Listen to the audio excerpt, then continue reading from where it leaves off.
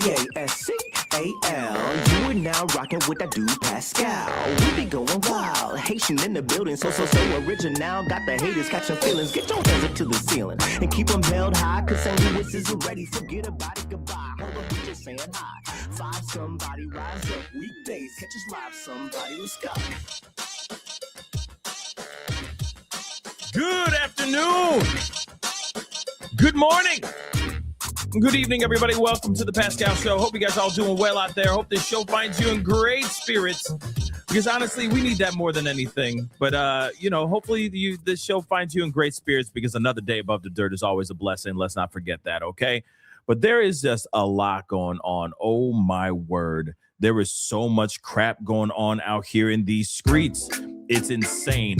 Okay, so we're going to do as much as we can, give as much coverage on this situation as best as we can. Okay, just to be completely real, it has just been absolutely insane out here. And honestly, wow, this thing is trash. I got to figure something out. So, before we get into all the mucky muck, just so you guys know, I'm just going to say this really quick. There will be a press conference here very, very shortly, just to give you guys a heads up. White House is going to be doing a press conference, and allegedly, that press conference is not only going to have Caroline involved, we're also going to see Mr. Smokey Eye himself, J.D. Vance, allegedly addressing the nation at this press conference as well. So that's going to be happening anytime soon here as well. Okay, so there's a lot going on here. We're going to get straight into the nitty gritty. So please do me a favor. Hit that like button down below. Crush it, do what to do. Hit that reaction button. If you're watching on these other platforms, if you are watching on these other platforms like Facebook, X/Twitter, Instagram, TikTok, Rumble, Twitch, Kick, I'm on all of them. By the way, make sure you're following me on my TikTok. Okay, it's called The Pascal Show 1. Go follow over there, okay? Because I'm giving a lot of updates. I'm back at it, giving a lot of shorts or TikToks and just banging them out because there's a lot going on, especially with what's going on in Minneapolis. So make sure you are following on all those platforms, okay? Hit that subscribe button here on my main channel, please, and thank you. Crush that subscribe button over there on the Pascal Show Clips and Pascal Raw. Make sure you're subscribed to all those. Hit that notification bell, set it to all so you know whenever I go live, whenever I upload, because honestly, it is random, all right? Hit that join button down below, become a member. Support the channel if you can. Check out my Patreon if you want to support even further. And, of course, check out PascalMerch.com. PascalMerch.com. We got some really great stuff over there. PascalMerch.com. Okay, guys, we got to get into this, okay? Like I said, there's going to be a press conference here at some point here shortly. There are a lot of people waiting. I'll show that to you guys right now as we speak. People are out here. They are waiting for this press conference to pop off. Okay. And again, I'm actually wondering what the heck is going to happen, right? I'm wondering what is going to be said by them. We already know Trump has already said enough things. Kristi Noem has also said enough things as well for us to get a general idea of where they're standing in this tragedy that happened in Minneapolis. And this whole shooting that happened took the life of a mother, a partner, okay, and poet by the name of Renee Nicole Good. And it doesn't matter what side of the fence you are on. You just hope that there be transparency, accountability on the situation, on what could have been avoided and what could have been done better, okay? And accountability on all sides of the fence. I'm just going to be real, all right? I've seen the footage. It's not great. None of it is great. We just saw it yesterday. It's not good. It's terrible. It's not a good look, y'all. It is absolutely terrible. Okay? But nonetheless, it is absolutely exactly welcome 2026. It is an absolute tragedy. No matter what side of the fence you look at it. I don't care if it's FAFO, FAFO, or if you're sitting there going, man, this is unjustified. It doesn't matter. Someone lost their life. Someone had to pull out their weapon. Someone pulled out their weapon. That's the question. Did they have to pull out their weapon? Did they really have to or no? But here's the other thing, too. You look at the other side. did she really have to turn and try to, drive the car in the way that she did? I'm just saying, you look at both sides, it's all bad. It's all bad, everybody. It's all bad. And it's an absolute tragedy. And I wish things would have been different. But we got a lot to look at. There's a lot to discuss. There's a lot of things that are popping off. Like I said, I've been giving you guys these shorts, these TikToks. That's why I'm saying, please go and check out my TikTok page, or make sure you have that notification bell set to all on this YouTube channel, or make sure you follow me on my Facebook page, because there's so much going on. I mean, there's things that are going on here domestically, but there's still things going on internationally as well. Let's not forget what's going on in Greenland. Okay, let's not forget what's going on over there. And and now Congress has been speaking out and reacting to that whole situation as well. So like I said, there's a lot going on, so much going on throughout the world, and it all has to do with America. You got domestic problems, you got other things going on internationally, and all that stuff is popping off. And if I don't do it in a video form, I'm most definitely giving it to you guys in some sort of post with details and all that on my Facebook page. So I'm going to give you guys a shameless plug right now as we speak, so you guys can see the Facebook page as a reminder to get your booties over to my Facebook page and hit that follow button, okay? So just so you know, I mean, shoot, we are live right now as we speak, but take a look. Splat out, all right? We are live right now as we speak. This is the page, all right? Please go and check it out.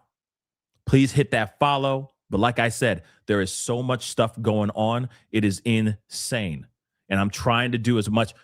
I'm building a team. I'm not kidding. I'm building a team to make sure that this Facebook page is just coming out with information, just a floodgate of information and news, because the news is happening so damn fast and there's so much going on.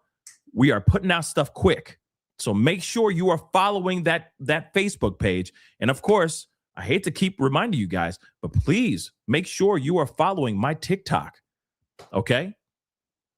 It's called The Pascal Show 1. Again, all right? Now, here's some things. I just did this as a post, and somebody just did it sent it to me as just now as a super chat. And this is exactly what we're going to be walking into and talking about here. And I already did this as a short, as a TikTok and a short. Like I said, make sure you are following on those on all three of those platforms: Facebook, YouTube, and the TikTok, because I'm giving you guys a lot of information. I already did this as a short, but we need to talk about this. And this is a very, very big freaking deal. The FBI is blocking a department. Okay, the Minnesota Bureau of Criminal Apprehension. They are blocking the BCA from getting access to any of the footage revolving around the demise of Renee Nicole Good. Now, hold on. Let me just say this really quick. Are we really that surprised? I'm so sorry. I'm sorry. I know everybody's going to be like, I already know how people are going to react. Okay? Because everybody and their mama is going to sit there and go like, oh, she was a damn Terry. She was a damn domestic Terry. Ringing your fists in the air, right? But here's what's interesting. I'm not surprised. Look at the track record that we've seen as late. Are we really that surprised, babies? Ladies and germs, are we really that surprised? Shimon now. Are we really that surprised? Honestly, love. Are we really that surprised, love? Are we, though? Come on, keep it a bean with me, guys. Keep it a bean. Are we really that surprised? Stupid. Are we really that surprised, guys? I'm going to tell you what. I expected exactly this to happen. You want to know why I expected this to happen? Because it came out of Kristi Noem's mouth, the Secretary of the Department of Homeland Security herself. People asked during a press conference when she finally came out and spoke, because let's be real, her first statement, she didn't really know everything yet. She didn't know anything that was going on. All she knew was that someone was hit, like, someone someone pulled a trigger on someone. The ICE agent took the life of someone using a firearm. She knew about the car situation, and all she said is, this particular person is a domestic terrorist. That's instantly is what she said. I guarantee you she didn't have all the information yet. So then a couple hours later, she had another press conference. She took down the cowboy hat and she put on a different look. Like I said, she had a costume change. And then she went up there and she even doubled down, saying that this situation was a domestic terrorist situation. And she says this woman should be called and be prosecuted as a domestic terry. That's it, right? So she had a little bit more information, I guess, but she still doubled down on that statement. During that press conference, someone in the news, some reporter asked, hey, are we going to be able to see body cam footage to this whole situation? And she said, we're going to do our best, but honestly, it's up to the feds to make that decision. I'm hitting the dun, dun, dun.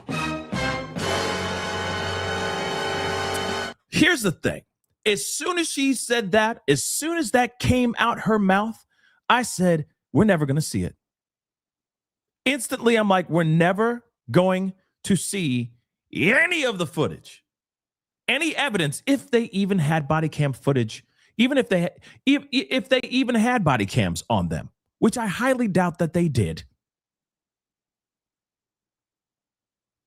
I doubt we're going to see not one stitch unless it gets leaked by somebody out here in these streets. I doubt that we're going to see anything in regards to what happened to Renee Nicole Good. Now, here's the thing.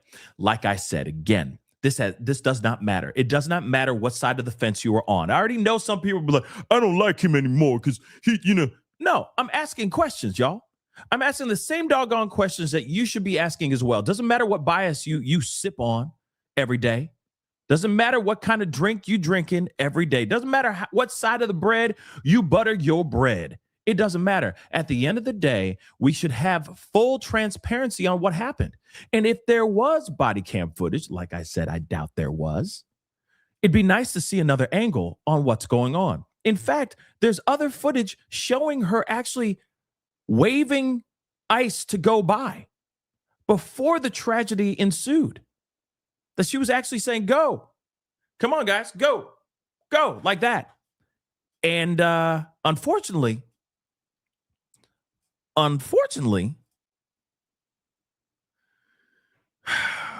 she lost her life after that. Like I said, it doesn't matter what side of the fence you are on. We should have full transparency.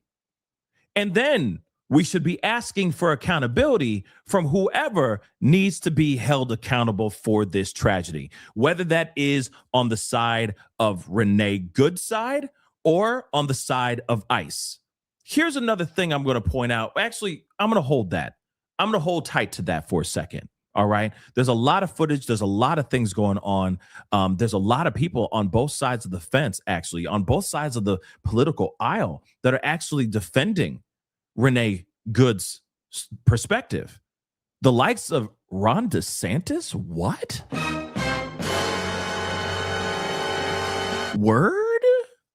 He's actually talking about it, and he's saying legally, if this happened in the state of Florida, she would have had every right to do what she did.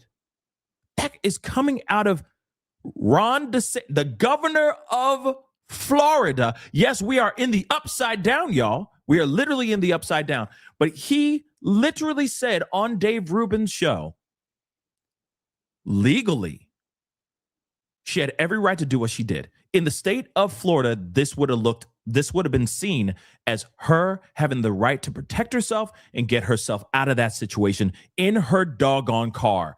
That's coming out of Ron DeSantis's freaking hole. Can you believe that? Yeah, that comes out of his mouth. I'm just saying, I get it. Some people are like, I hate Ron DeSantis. Everybody hates everybody. Damn. But outside of that, doesn't matter what side of the fence you're on, if you like Ron DeSantis or not. We already know his history. We already know that he basically is sucking the buttermilk from the teat of Trump.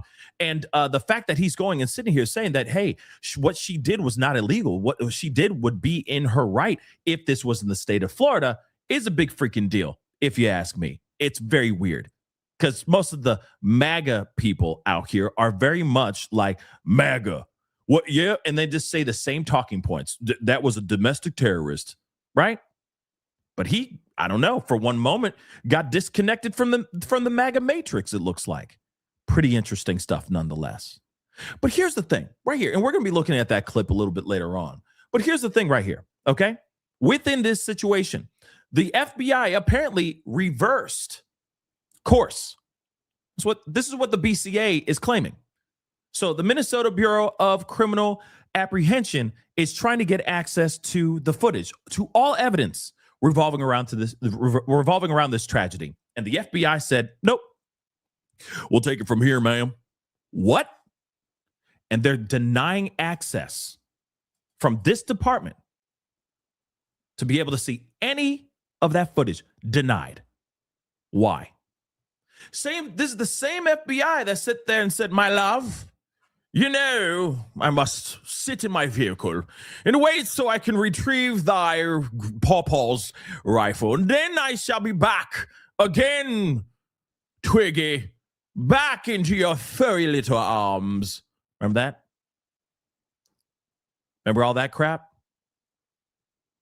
This is the same FBI that's now denying a department in Minnesota access to the evidence revolving around the unaliving of this woman so that they can have a full assessment of what went down.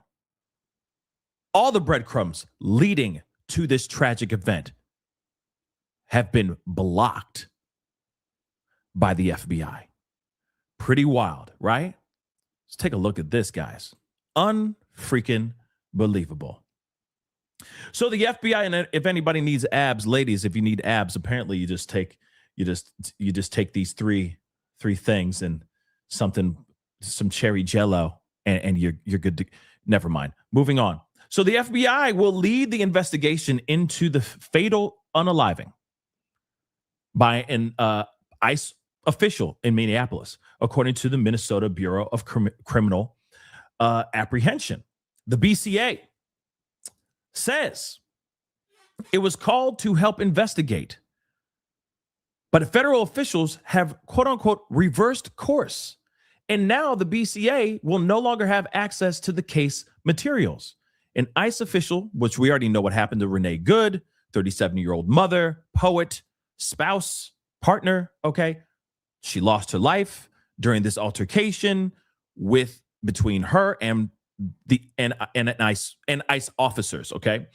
But of course, now she is gone, right? This is a tragic situation. So here is a BCA attendant Drew Evans' full statement. So on January 7th, the Minnesota Bureau of Criminal Apprehension, BCA, was notified that U.S. Immigration and Customs Enforcement, ICE, personnel were involved in a tragedy in Minnesota that resulted in a woman's demise. That morning, after a consultation with the Hennepin County Attorney's Office, the U.S. Attorney's Office, and the FBI, it was decided that the BCA Force Investigation Unit would conduct a joint investigation with the FBI. The BCA responded promptly to the scene and began coordinating investigative work in good faith. Later that afternoon, the FBI informed the BCA that the U.S. Attorney's Office, has reversed course. The investigation would now be led solely by the FBI, and the BCA would no longer have access to case materials, scene evidence, or investigative interviews necessary to complete a thorough and independent investigation.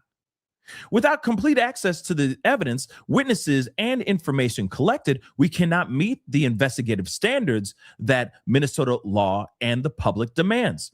As a result, the BCA has reluctantly withdrawn from the investigation. The BCA Force Investigations Unit was designed to ensure consistency, accountability, and public confidence, none of which can be achieved without full cooperation and jurisdictional clarity. So they were all about it. BCA is saying, hey, we are about it. We are ready to go. We're ready to get this information. We're ready to dive into this situation like Trey Songz. And they said, and FBI said no. They got C blocked straight up. Straight up. So the BCA Force Investigations Unit was created in 2020 by the legislature to provide an independent, consistent, and trusted mechanism for investigating use of force incidents involving law enforcement officers. This unit is the result of years of scrutiny, public engagement, and bipartisan legislative action following the Deadly Force Encounters Working Group. Minnesotans made it clear that they expect a transparent and thorough process when a peace officer uses deadly force in our state. And the BCA has earned their trust by delivering on that expectation. We expect the FBI to conduct a thorough and complete investigation, and that the full investigative file will be shared with the appropriate prosecutorial authorities at both the state and federal levels.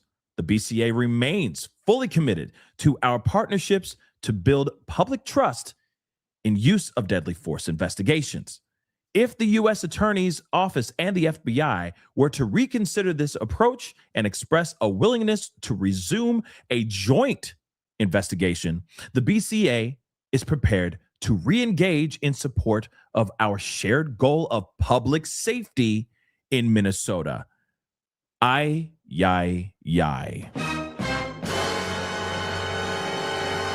Can you believe that? I believe it. It's obvious that this is a real thing and this is actually happening and this is real life. Okay? This ain't fantasy. Okay? Let's be real. This is pretty bad. You got the FBI saying, nope, stop, guys. Sorry, BCA. We'll take it from here. And no, you won't have access to any of this. So they can't even, so the state, locals can't even get their own independent investigation into this situation. Can you believe that stuff?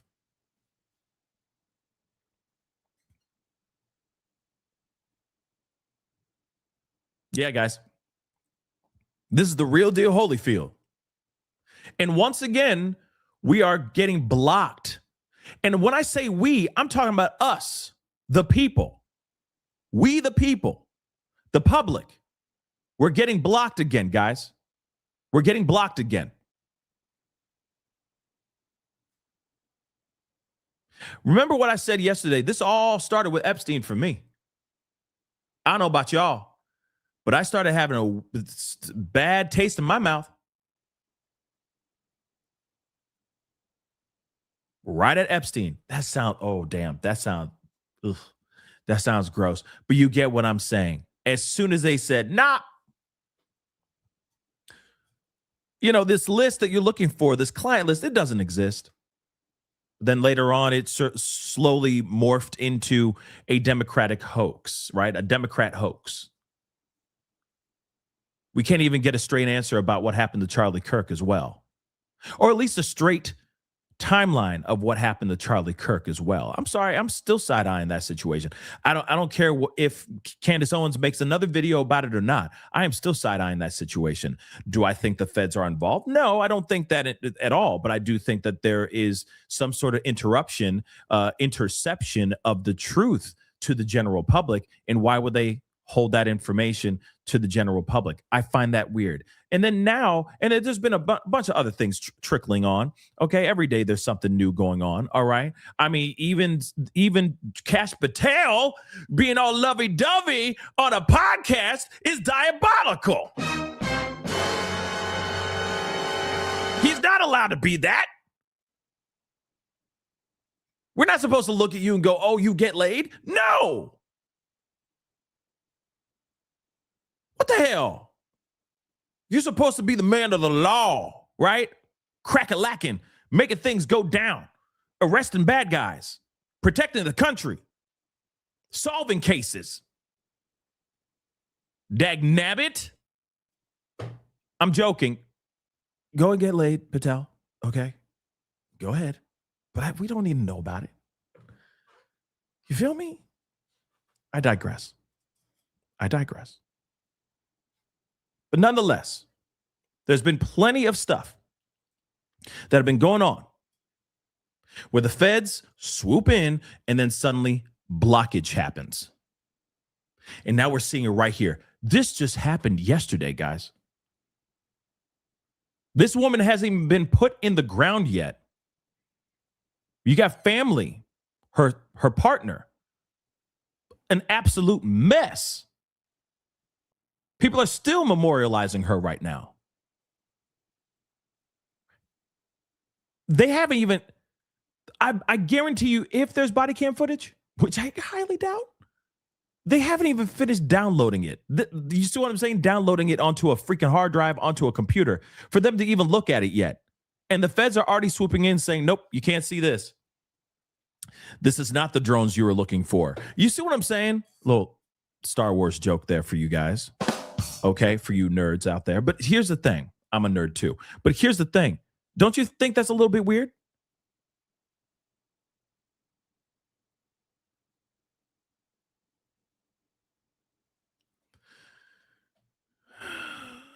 It's bad, guys. It's bad. So here's the thing. Let me just repeat this one more time. Doesn't matter what side of the fence you're on. Doesn't matter if you sat there and going, yeah, F-A-F-O. Damn right, that's what she did. She got what she got. Play stupid games, get stupid prizes, right? Doesn't matter if you said, oh my God, clutch my pearls. This is a tragedy. This was so unjustified. It doesn't matter what side of the fence you were on. At the end of the day, when you got the Fed swooping in and going, you can't see this stuff, that's weird. That's weird. Why not? You realize that's only going to ruffle even more feathers, right? You realize that's only going to make more people pissed off, right? It's only going to incite craziness out here in these streets, right?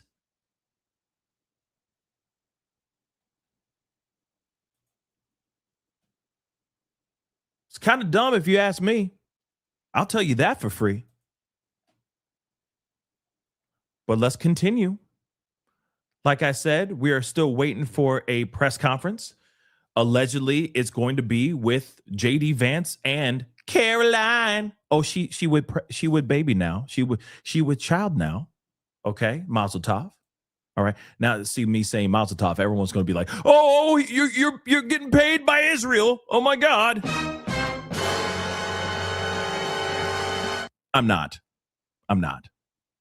Shoot, if I was, you'd be seeing me pulling up in an Aston Martin, okay? Custom made Aston Martin. All right, straight up. No, I'm kidding. But no, yeah, no checks over here. None, zero, zilch, nada. Just what I get online here. So here's the thing. There's a lot going on. So I want to pull up a few clips for you guys as we wait for this press conference to pop off. So let me get this here really quick so I have it. One thing is for sure.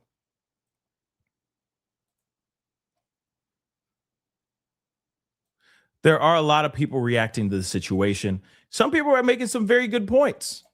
Like Stephen A. Smith, while we wait for this press conference, Stephen A. Smith actually said something. And of course, there's like a back and forth, with Bill O'Reilly on Cuomo. I wanted to share this because he does make a good point. Here's the thing. My main question is this. Why did he have to pull the trigger in the way that why did he have to pull the trigger in general? Why couldn't he have just waited for the car to drive by and just like leave and just go get the plates? Couldn't there have been other cars? Remember, there were other ICE agents, I think, on the other side of this car down the road. They could have cut her off and then detained her there. What was she going to do? I don't think she was trying or willing to destroy her car just so she can get away. At the end of the day, they could have cut her off on the road and detained her. That's it. Stephen A. Smith makes another good point too. Like, couldn't he have just pulled the trigger, shot her tires out? Now, I know that's very Hollywood, but I mean, I'm just saying, couldn't he have done that? Or just wait for somebody else to detain her? Get her plates, go to her home, I guess, and detain her there? I don't know. All I know is that I feel like there's options here, but then, also you got to look at the other side. And if there is a presser on, hold on. Let's see. Oh, it is. Let's get straight into it. Let's see what's going on. Let's see what they're going to give us today. All right. Killers, rapists, and pedophiles off of American streets. Here we go. The Department of Homeland Security will continue to operate on the ground in Minnesota, not only to remove criminal illegal aliens, but also to continue conducting door-to-door investigations of the rampant fraud that has taken place in the state under the failed and corrupt leadership of Democrat Governor Tim Walz. Taxpayers have been ripped off to the tune of billions of dollars in this one state alone, and that is going to end, and people are going to be held accountable. The Trump administration has activated thousands of federal agents, doubled the number of U.S. attorneys in the DOJ office in Minneapolis, and surged resources to hold fraudsters accountable and demand justice for law-abiding American taxpayers and citizens across our country. And that's what brings the vice president out here with me today to discuss all the Trump administration is doing and to make an additional important announcement on this front. So please, Mr. Here we Vice go. President, hold on to your us now. butts. Come on in. Thank you, Carolyn. Thank you. Smoky eye. Great. Well, good afternoon, everybody. And I want to echo some of what Carolyn said about what we're doing to combat the rampant fraud that exists in our immigration system, thanks to failed politicians and thanks to people who allowed the American taxpayer to be taken advantage of for far too long. I think it's important to understand why this matters to the American people. I am a father of 3 young kids, a lot of kids. A lot of people in my generation. What is that going on there? Is that normal? I was like, is that a camera just going off? CNN installed this broken camera just to throw me off my game, but it's not going to work. So here's the simple fact here. If you're a young parent struggling to afford childcare in the United States of America, there are programs that we have to make it easier for your kids to get in daycare, for your kids to get in preschool. Those programs should go to American citizens, not be defrauded by Somali immigrants and others. Make it hard for you to get the access to the resources you need. But number 2, making it easier for people who shouldn't even be in this country to fleece the United States and our taxpayers to begin with. We have actually activated a major interagency task force to make it possible to get to the heart of this fraud. We have Department of Agriculture resources that are focused on SNAP fraud so that people who need food benefits can get them, but illegal aliens and other fraudsters don't. We have over 1,500 subpoenas that the Department of Justice has issued to get to the heart of the fraud ring. We've done almost 100 indictments, mostly Somali immigrants, but also a few others. And of course, we're looking in with broad investigatory authority to a number of the instances of wrongdoing that we've seen in Minneapolis. But we also want to expand this. We know that the fraud isn't just happening in Minneapolis. It's also happening in states like Ohio. It's happening in states like California. And so what we're doing in order to help coordinate this remarkable interagency effort from the Trump administration, but also to make sure that we prosecute the bad guys and do it as swiftly and efficiently as possible, is we are creating a new assistant attorney general position who will have nationwide jurisdiction over the issue of fraud. Now, of course, that person's efforts will start and focus primarily in Minnesota, but it is going to be a nationwide effort because, unfortunately, the American people have been defrauded in a very nationwide way. I want to thank a couple of people for their cooperation, in particular Pam Bondi, our Attorney General, first of all, for getting a lot of resources to Minneapolis to start to investigate and prosecute this fraud really at an industrial scale. We've never seen fraud like this in the history of our country. Pam has been doing a great job to get the resources there to uncover it. But importantly, creating a job like this often takes months, sometimes even longer. When we realized that we needed this associate attorney general position, Pam got this person up and running in about a week. We're going to make the nomination hopefully in the next few days. We'll obviously let you guys know who that is when we do it. I've talked to Senate Majority Leader John Thune, who has promised me swift confirmation for this official. But this is the person who is going to make sure that we stop defrauding the American people. Here's one final thing I'll say about this. I've heard a lot of people say that we need a special counsel to investigate fraud in the United States of America. I actually agree, and that's what this position does. It has all the benefits, all the resources, all the authority of a special counsel, but with two crucial differences. Number one, it will be run out of the White House under the supervision of me and the President of the United States. And number two, it's actually constitutionally legitimate. As you guys may know, the special counsel statute has some major constitutional questions. When we get the bad guys, we want to make sure we get them permanently and they don't have some legal technicality they can get out of, which is why we set it up as an associate attorney general. I'll take some questions, but I want to make just one final observation here. When I was actually walking out here, somebody sent me a photo of a CNN headline about what happened in Minneapolis. And this is the headline. I'm just going to read it. Outrage after ICE officer kills U.S. citizen in Minneapolis. Well, that's one way to put it, and that is the way that many people in the corporate media have put this attack over the last 24 hours. And I say attack very, very intentionally because this was an attack on federal law enforcement. This was an attack on law and order. This was an attack on the American people. The way that the media, by and large, has reported this story has been an absolute disgrace, and it puts our law enforcement officers at risk every single day. What that headline leaves out is the fact that that very ICE officer nearly had his life ended, dragged by a car 6 months ago, 33 stitches in his leg. So you think maybe he's a little bit sensitive about somebody ramming him with an automobile. What that headline leaves out is that that woman was there to interfere with a legitimate law enforcement operation in the United States of America. What that headline leaves out is that that woman is part of a broader left-wing network to attack, to dox, to assault, and to make it impossible for our ICE officers to do their job. If the media wants to tell the truth, they ought to tell the truth that a group of left-wing radicals have been working tirelessly, sometimes using domestic terror techniques to try to make it impossible for the President of the United States to do what the American people elected him to do, which is enforce our immigration laws. Wow. The President stands with ICE. I stand with ICE. We stand with all of our law enforcement officers. And part of that is recognizing that you people in the media, not everybody in this room, but many people in this room have been lying about this attack. She was trying to ram this guy with her car. He shot back. He defended himself. He's already been seriously wounded in law enforcement operations before. And everybody who's been repeating the lie that this is some innocent woman who was out for a drive in Minneapolis when a law enforcement officer shot at her, you should be ashamed of yourselves. Every single one of you. Questions? Thank you, Mr. Vice President. I wanted to read a quote from Tim Walz earlier today. He said, when things looked bleak, it was Minnesota's first that held the line for the nation on July 3rd, 1863. And I think we may be in that moment now.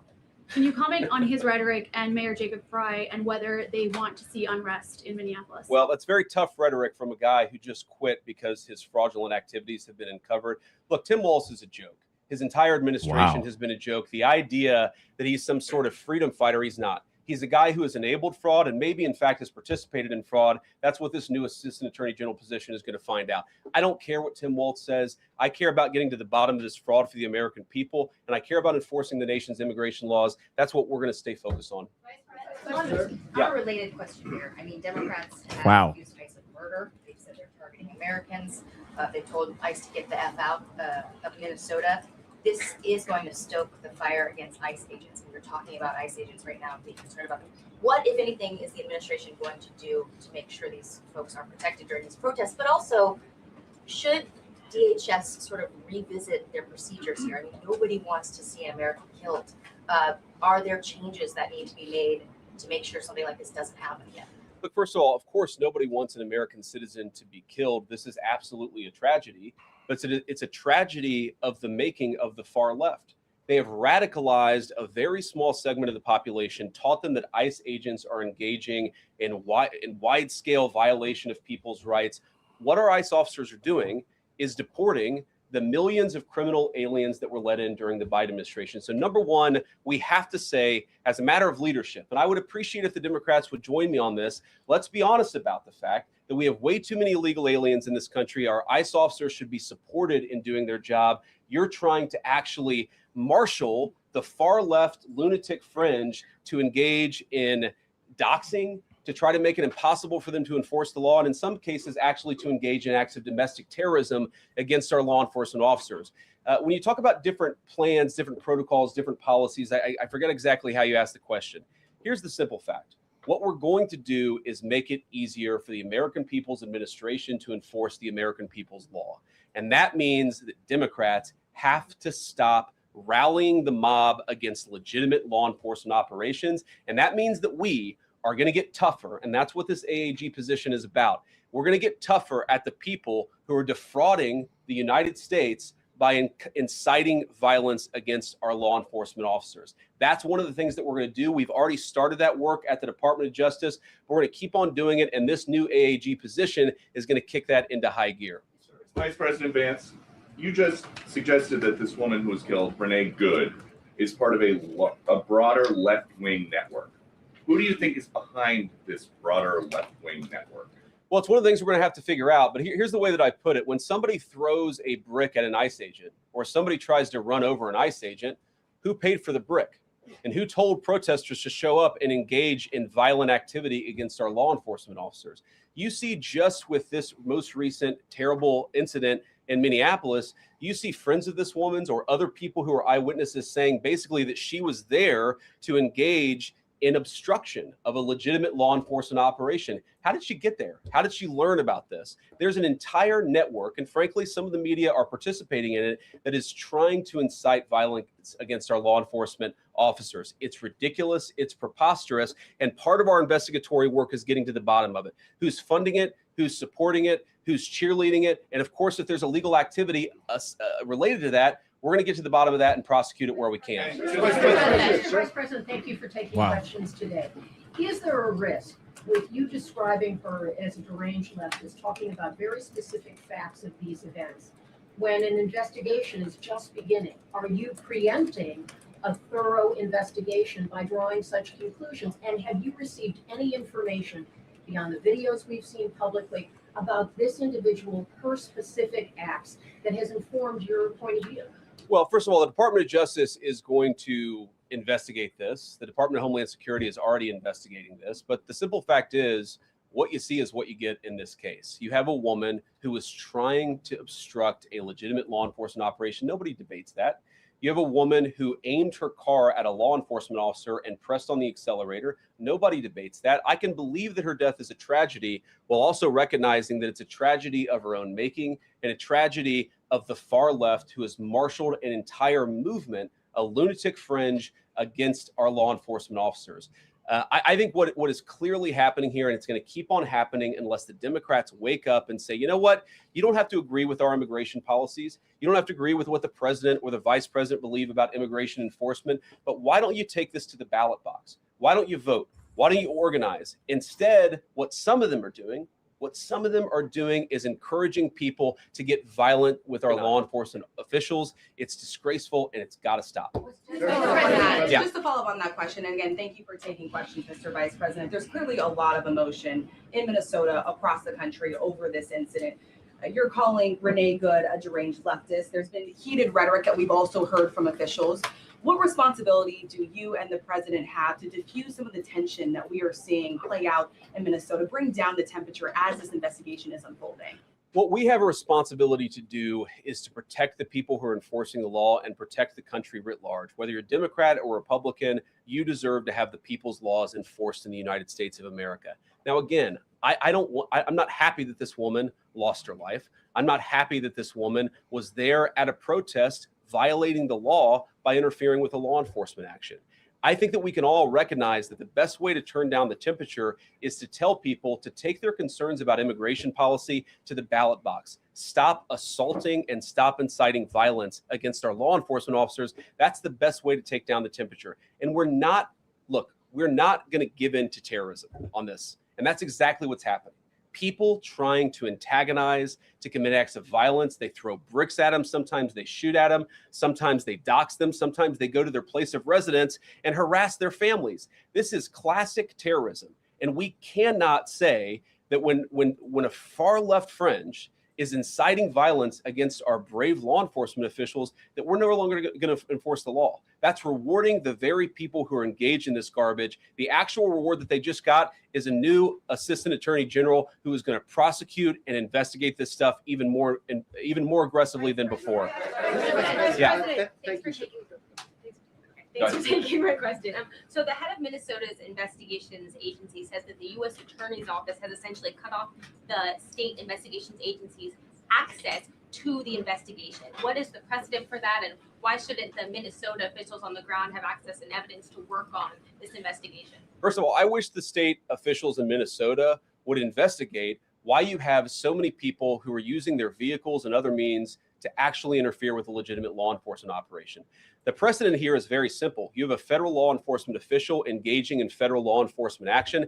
That's a federal issue. That guy is protected by absolute immunity. He was doing his job. The idea that Tim Walz and a bunch of radicals in Minneapolis are going to go after and make this guy's life miserable because he was doing the job that he was asked to do is preposterous. The unprecedented thing is the idea that a local official can actually prosecute a federal official with absolute immunity. I've never seen anything like that. It would get tossed out by a judge. So what I'd like Minnesota to focus on is the real issue that they're encouraging people. Minneapolis officials are encouraging people to commit violence against ICE officials. It's ridiculous. It's got to stop.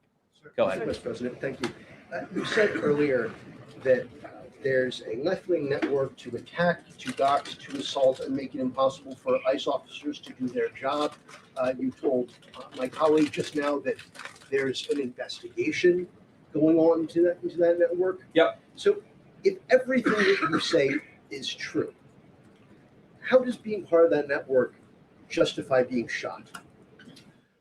Well, being part of the network doesn't justify being shot, but ramming an ICE officer with your car, that's what justifies being shot. It's not a good thing, by the way, but when you force somebody to engage in self-defense, it's almost a preposterous question. I'm not saying that funding some of this stuff justifies capital punishment. Nobody would suggest that. The reason this woman is dead is because she tried to ram somebody with her car and that guy acted in self-defense. That is why she lost her life. And that is the tragedy. Now, there may be other violations of the law and other penalties that are associated with those violations of the law. For example, if you are funding violence against our law enforcement officers, I'm not a prosecutor. My guess is that's not the sort of thing that earns capital punishment, but it should sure as hell earn you a few years in prison if you're funding the effort to try to assault our law enforcement officers. I'm sorry, guys, what's going on here? You guys are meant to report the truth. How have you let yourself become agents of propaganda of a radical fringe that's making it harder for us to enforce our laws? You just asked me a question that presumed that the reason why this woman died is because she was engaged in legitimate protest. She tried to run somebody over with her car, and the guy defended himself when that happened. Next question. The investigation is still ongoing. I said next question. Mr. Vice President, you presumably watched the video yourself. There's not the slightest doubt in your mind that the victim, you still believe that she deliberately tried to ram him despite seeing this video. Look, I don't know what is in a person's heart or in a person's head, and obviously we're not going to get the chance to ask this woman what was going on. What I am certain of is that she violated the law. What I'm certain of is that officer had every reason to think that he was under very serious threat for injury or in fact, his life. What I'm certain of is that she accelerated in a way where she ran into the guy. I don't know what was in her heart and what was in her head, but I know that she violated the law, and I know that officer was acting in self-defense. It raises an interesting point, though. Look, if people want to say that we should have a legitimate debate about, what was she really doing, right? Was she panicking when she drove into this officer, or was she actually trying to ram him? That's a reasonable conversation. What's not reasonable is for so many of you to plaster all over the media that this was an innocent woman and that the ICE agent committed murder, which is what many of you have said explicitly and some of you have said implicitly. That's what I have an objection to. The idea that this was not justified is absurd, and I think everybody knows it in their heart. Yeah. In the green jacket. Taking down the temperature, it seems like political violence is ratcheting up and riots could be around the corner. What steps does the administration have planned to try to unite America? Average people on both political sides are so tired of fighting with each other, and I think all the journalists in this room could agree with me that we don't want to be part of the problem. Do you have any words to unite America? I know you don't want to be a part of the problem, and I think that's true of a lot of you. I'm not sure it's true for everybody, because the reporting over this has been one of the biggest scandals I've ever seen in media. I've never seen a case so misrepresented and misreported when you have a guy who was defending himself and is now being treated as some sort of federal assassin by so many of the people in this room. First of all, let me say about crime. You mentioned violence. One of the things we're proudest about is that you saw violent crime over the last year drop by 20%. Why is that drop by 20%? Is it because we're attacking our law enforcement officers, or is it because we in the administration are empowering our law enforcement officers to enforce the law? I think that's one of the ways you take down the temperature, is you make people feel more secure and safe in their person and property. That's why we care so much about protecting our law enforcement, because it accrues to the benefit of the entire national community. I think that we can absolutely talk about the ways in which we can lower the temperature by discussing differences in a reasonable and rational way. Again, I'm happy to talk with any congressional Democrat or any of you about our immigration policy, about why I think it's necessary, about why I think it's in the best interest of the country, about why the President of the United States was elected to actually enforce the border for the first time in at least 4 years. So here's the problem. That's not the debate so many people are having. They are actively covering for people who are committing acts of violence against federal law enforcement. It is preposterous. The way to take down the temperature is to stop it. Have your debates about policy. Attack me. Attack the President of the United States. Don't attack our law enforcement officers. They are trying to do the job the American people demanded that they do. They are not policy actors. They are enforcing the law. They should be treated with a modicum of dignity and respect. And the fact that they're not is why incidents like yesterday happened. The one final point I'll make about this is, look, there's a part of me that feels very, very sad for this woman, not just because she lost her life, but because I think she is a victim of left-wing ideology. What young mother shows up and decides they're going to throw their car in front of ICE officers who are enforcing legitimate law?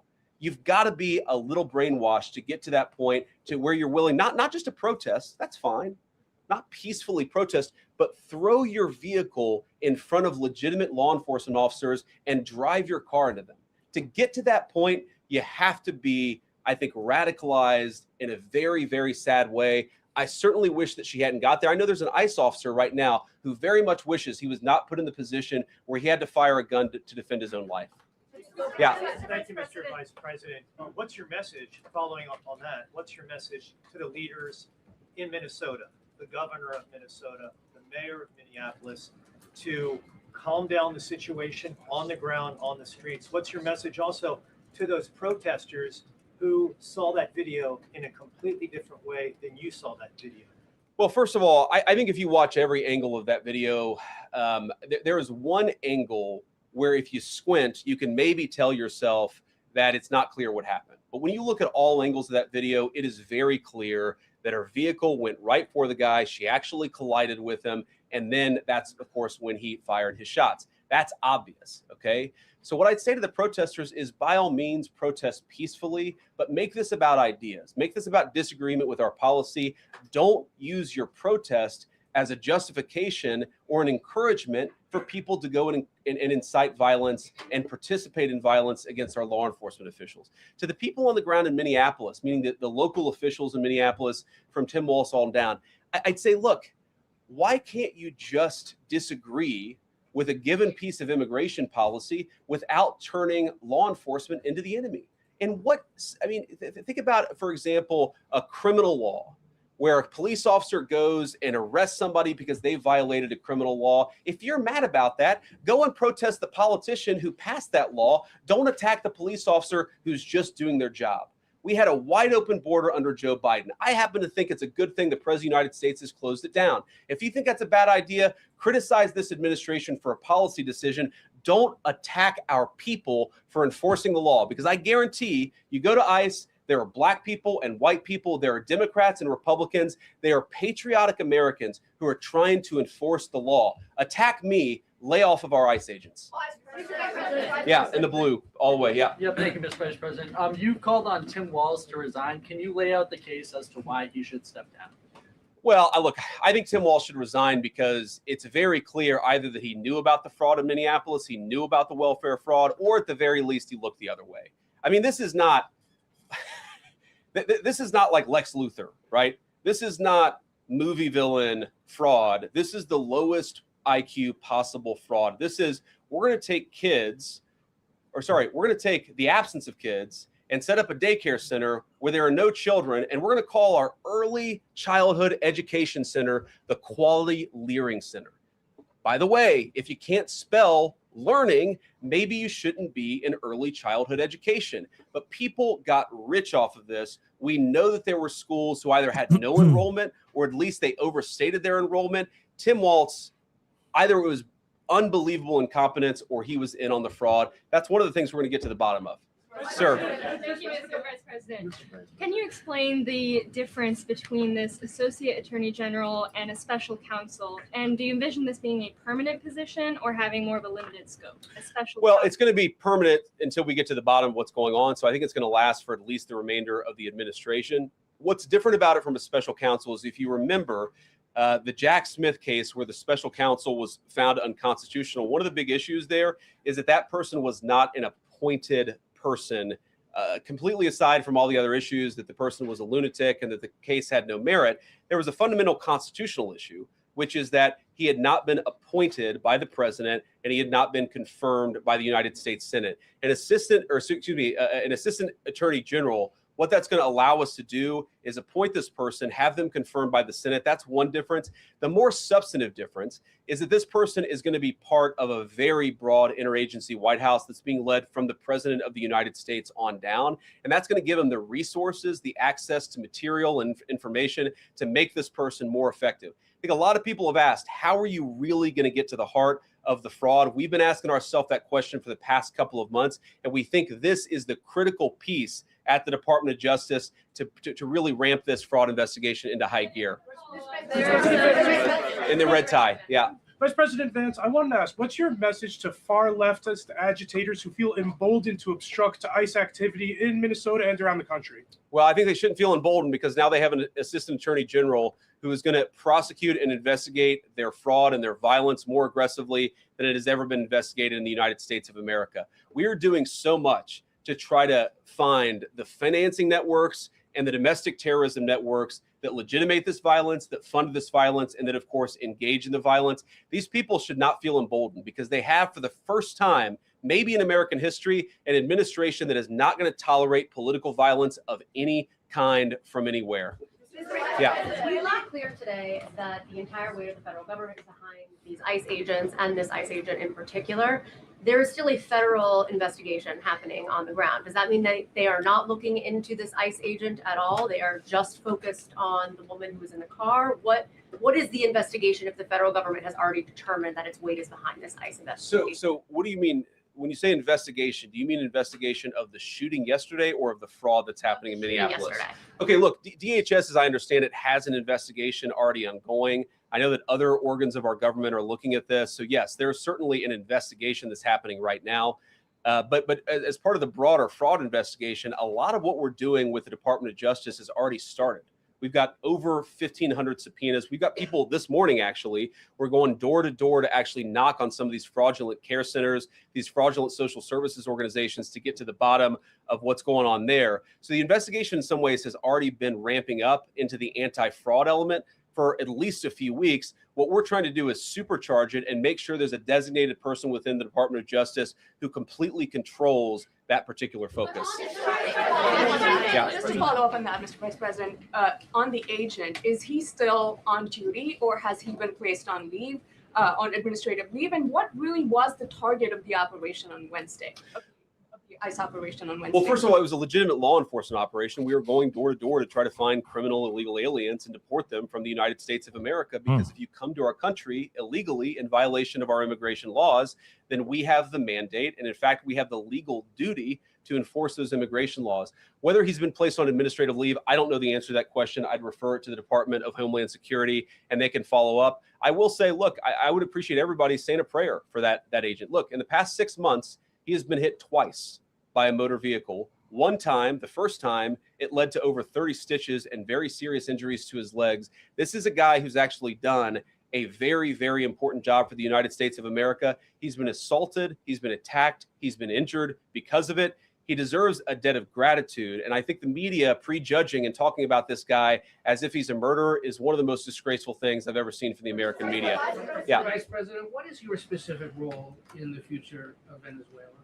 And I'm wondering, could you confirm reports that the Director of National Intelligence, Tulsi Gabbard, was kept out of the planning for the operations because of her past concerns about military involvement in Venezuela? So I've heard a couple of things. One, that I was kept out of the planning for the Venezuela operation. That's false. And another, that Tulsi was kept out of the planning for Venezuela operations. That's completely false. Look, we're all part of the same team.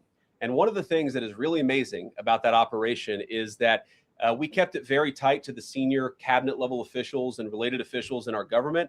And we kept this operation secret for a very long time. I'm very proud of that. I think it suggests that the team works very well together. Well, looking ahead, what is my role? Look, my role is going to be whatever the president asks me to do. Well, every other day, I'm chairing the meeting that we do on this among White House principals to talk about next steps to try to ensure that Venezuela is stable. And as the president has directed us to do, to ensure that the new Venezuelan government actually listens to the United States and does what the United States needs it to do under our country's best interest. So I'm going to be as involved as the president wants me to be. So far, that's been very involved. And I'll keep on doing that so long as the president asks me to do it. In the purple.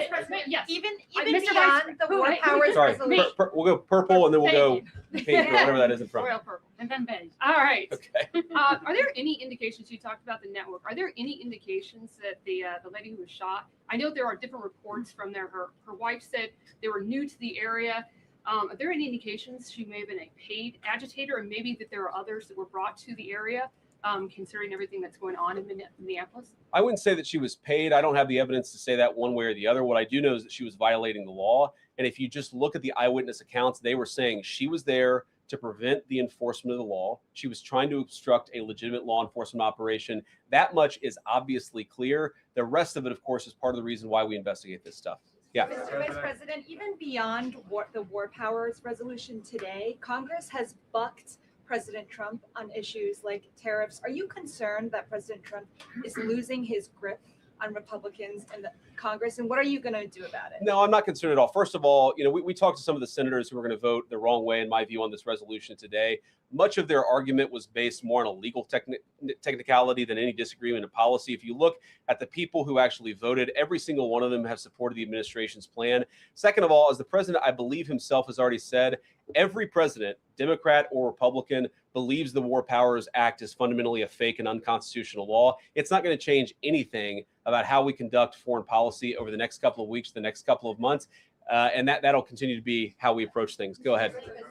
President. So we are seeing, regarding Iran, we are seeing the protests in Iran these days. The cities are begging for help from the U.S. and Israel, naming streets in the city after President Trump. It seems there is an opportunity here that may not come again. Will the United States stand by the citizens of Iran? And if Israel decides to strike again the nuclear sites in Iran, is the U.S. expected to take part? Well, look, we certainly stand by anybody who's engaged in peaceful protests, anybody who's trying to exert their rights for free association and to have their voices heard. Obviously, the Iranian regime has a lot of problems. And as the President of the United States has said, the smartest thing for them to have done, it was true 2 months ago, it's true today, is for them to actually have a real negotiation with the United States about what we need to see when it comes to their nuclear program. I'll let the president speak to what we're going to do in the future, but we certainly stand with anybody across the world, including the Iranian people who are advocating for their rights. I'll take just a couple more questions. Yeah, go ahead. Thank you very much, Mr. Vice President. Concerning Venezuela, how would you assure the Caribbean region that they will remain a zone of peace? Because some member states in the region are concerned. Well, look, the president had a very productive phone call with the president of Colombia yesterday, and we continue to talk at all levels of government with a number of our friends in the Caribbean region. I actually think this is really good for peace in the Caribbean, because when you take away a major source of illegal cartel revenue, which is the cocaine trade, the fentanyl trade, other sources of illicit revenue, you actually remove the power of one of the main destabilizing forces in Latin America and in the Caribbean. I really do think, look, we say it all the time, this is the president of peace. One of the ways that you establish peace in your own hemisphere is to make it clear that the United States is going to be respected, that the United States is willing to take power away from criminal cartel organizations and give it to legitimate governments. That's how we see the future of the Western Hemisphere, and we think it's going to be much more peaceful than it was certainly under Joe Biden. I'll take one more question. Go ahead. Mr. Vice President, thank you. On Greenland, do you have a message for European leaders? Many in Europe reject the idea that the island could be for sale.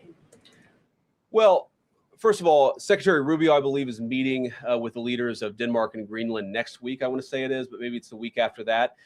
We'll continue to deliver some of these messages in private, some of them in public. But I guess my advice to European leaders and anybody else would be to take the president of the United States seriously. What has he said about Greenland? Set to the side the crazy overreactions that I've seen from the press and from certain people in Europe. What has the president said? Number one, Greenland is really important, not just to America's missile defense, but to the world's missile defense. Number two, we know that there are hostile adversaries that have shown a lot of interest in that particular territory, that particular slice of the world. So what we're asking our European friends to do is to take the security of that landmass more seriously, because if they're not, the United States is going to have to do something about it. What that is, I'll leave that to the president as we continue to engage in diplomacy with our European friends and everybody on this particular topic. And again, thank you all for listening. Wow. Thanks for taking questions. And I just ask you, look, this is politics, and often Republicans and get in arguments with the press about things. And I understand that.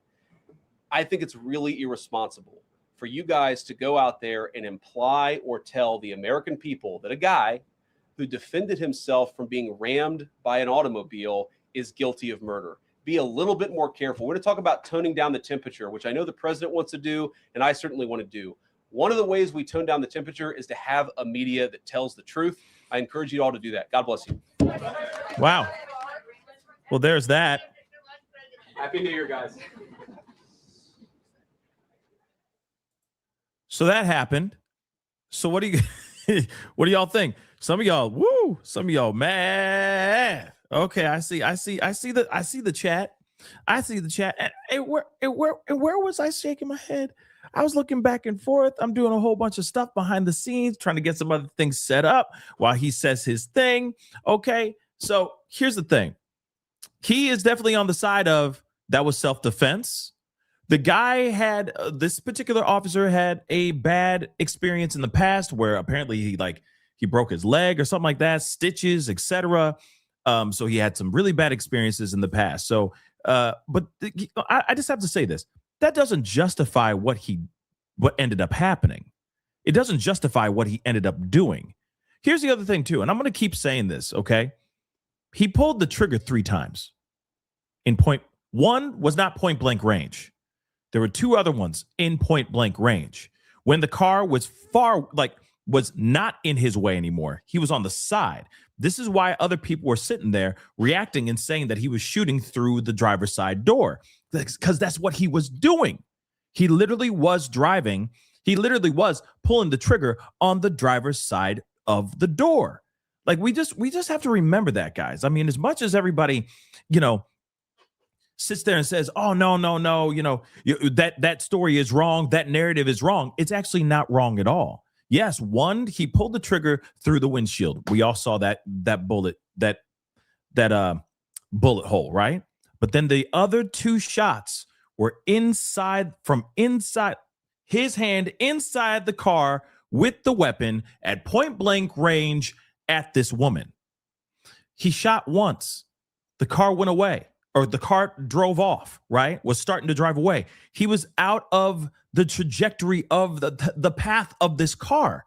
He did not need to pull the trigger two more times at point blank range. He didn't have to do that. He really didn't, but he did.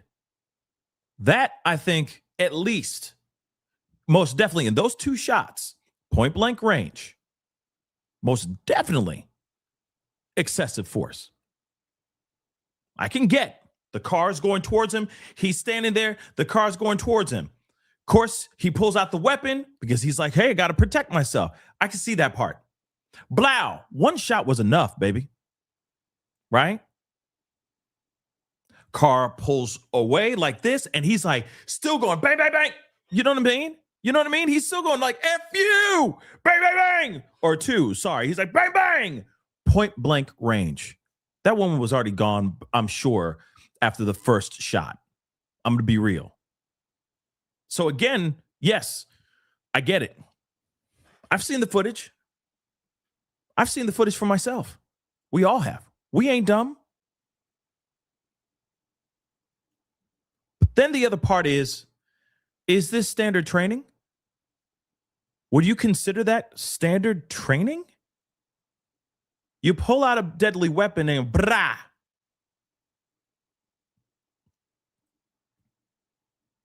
Huh?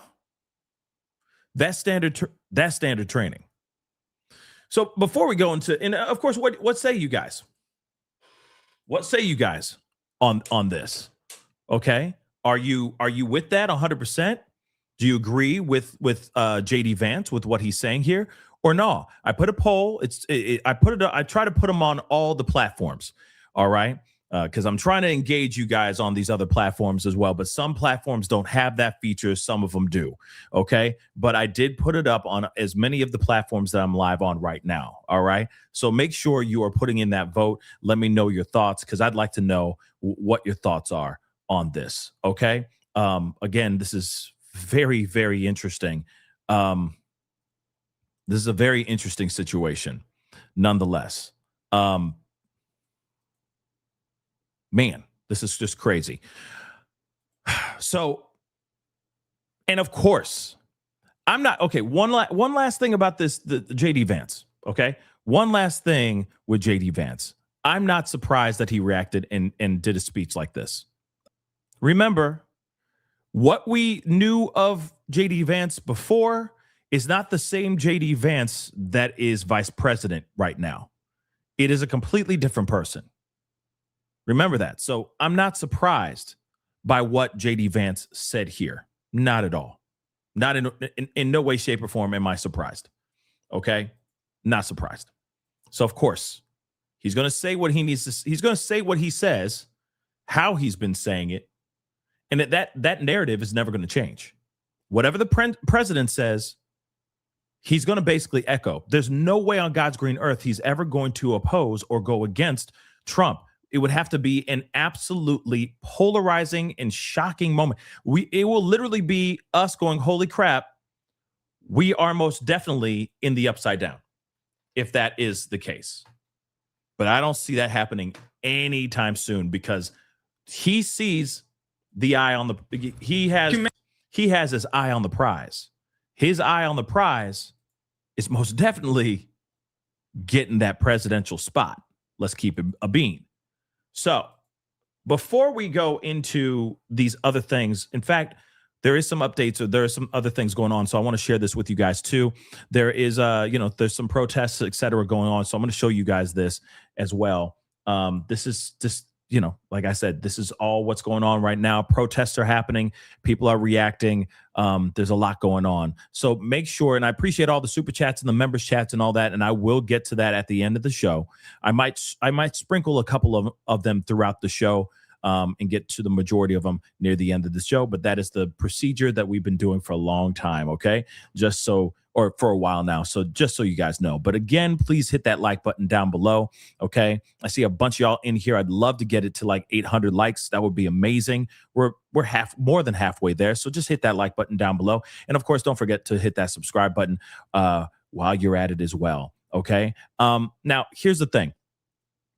There's a lot of rumor. There's a lot of speculation and all that, saying things like, these particular people that are out here protesting and blah, blah, blah.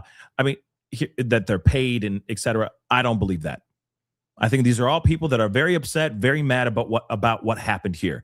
There are people on both sides of the aisle, on the Republican side of the aisle, that are actually saying that what happened here is tragic and was not right. That's what some people are saying on the other side of the fence. We are going to get into those in a little bit as well. So like I said, sit tight, get into the conversation. There's a lot going on here, but all I'm asking for you guys to do in the chat is to proceed with maturity.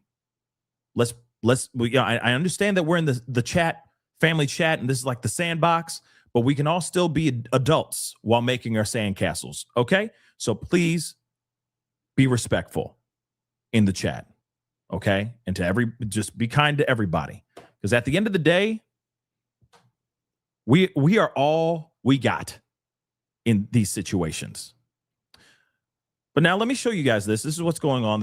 Of course, there's still protests going on and whatnot. So let's take a look at a little bit of this, and then I will be going back into what I was talking about with the Stephen A. Smith stuff and everything, because the press conference happened a lot sooner than I expected. So we will look at that in a second. Okay. So let's take a listen to this. It was supposed to start about 1 o'clock. Looks like they're getting ready to start any moment here, but this is an organization, a community organization called MIRAC, Minnesota Immigrants' Rights Action Committee. Also, they're the People's Action Coalition Against Trump, holding this press conference with other speakers from the community, some elected leaders, they say, and they are planning this major mobilization here for this afternoon. Let's just listen in here. It looks like they're going to get started. Good afternoon. My name is Montana Hirsch, MONTANAHIRSCH, and I am a member of the Minnesota Immigrant Rights Action Committee and the People's Action Coalition Against Trump. We are here today to condemn the escalation of ICE agents in our city and say justice for Renee Good. This week, we have seen the effects of 2,000 more agents being deployed to Minneapolis. There are actions happening in the Twin Cities every day to demand ICE out of Minnesota, and we encourage everyone to attend. We are inviting everyone to take the streets with MIRAC this Saturday at 1 p.m. starting at Powderhorn Park for a rally and march. This week, we have seen ICE murder Renee Good, a mother who was out trying to keep her community safe and has done nothing wrong. Shame. Shame. We have seen community members stepping up to keep us safe, including so many educators. We have seen ICE agents increase presence around our school, like yesterday's attack right across the street here at Roosevelt High School, where they brutalized and detained an educator and tear gas students at dismissal time. Shame. Shame. I am an educator in Minneapolis Public Schools, and I'm only able to be present here today because Minneapolis Public Schools are closed for the day and for the rest of the week, because students, families, and staff do not feel safe going to school. Shame. Shame. We stand in full solidarity with the immigrant community in Minneapolis and with all who are patrolling the streets to keep our neighborhoods safe and fighting back against ICE terror. We demand justice for Renee Good. This includes the immediate arrest of the killer ICE agent, the immediate release of his identity to the public, We demand a real sanctuary policy in all of Minnesota that prohibits any local law enforcement or city or state officials from working with ICE at every level of Minnesota government, including the city, county, and state. Yes. Yes. And we demand ICE out of Minnesota and legalization for all. Yeah. Yes. And so with that, I'm going to introduce our first speaker, Alvin Shang with the Minnesota Immigrant Rights Action Committee.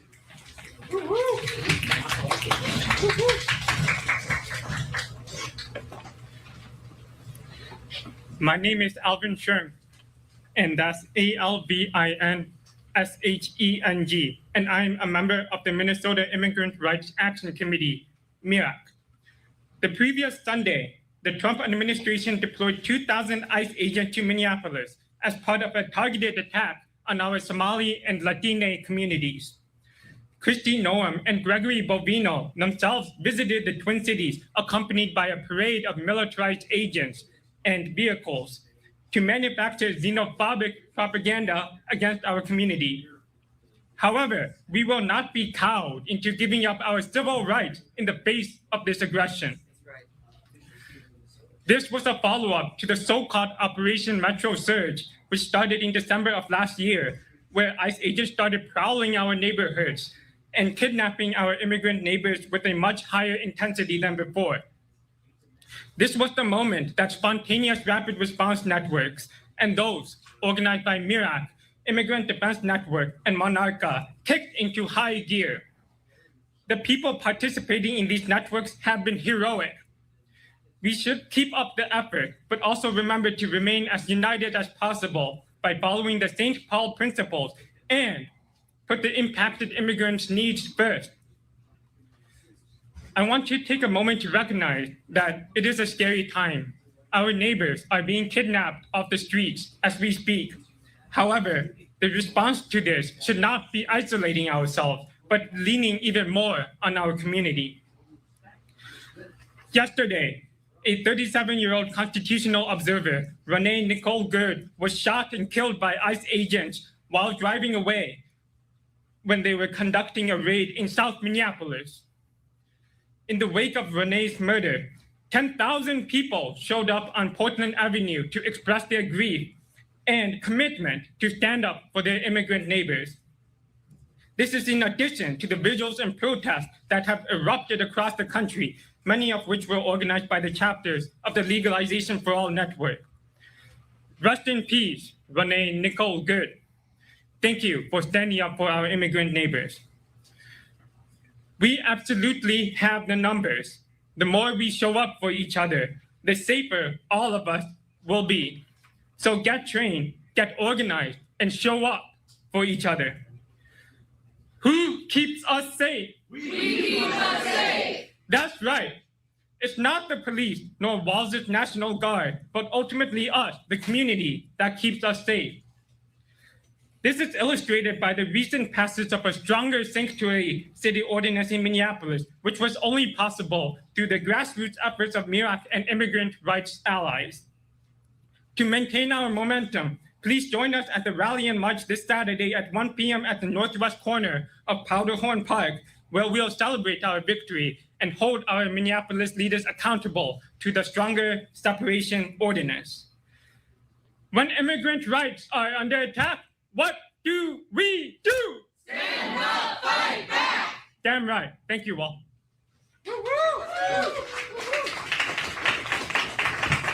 Okay. Our next speaker is Jay Yates with the Twin Cities Coalition for Justice.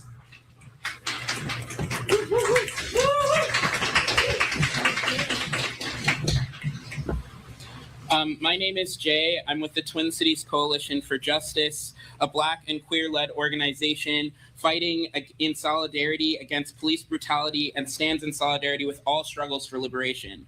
We are a branch of the National Alliance Against Racist and Political Repression and the People's Action Coalition Against Trump. First, I want to say that on behalf of everyone in TCC4J, I offer my sincerest condolences to Renee Good's wife, children, and remaining family.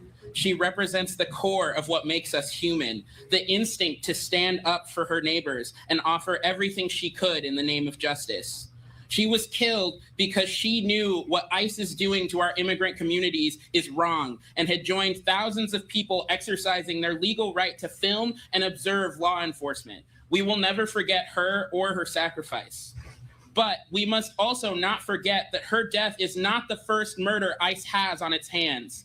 32 people have died in ICE custody just in 2025, and 2/3 of the 1,800 detainees held at the Alligator Alcatraz concentration camp are still missing.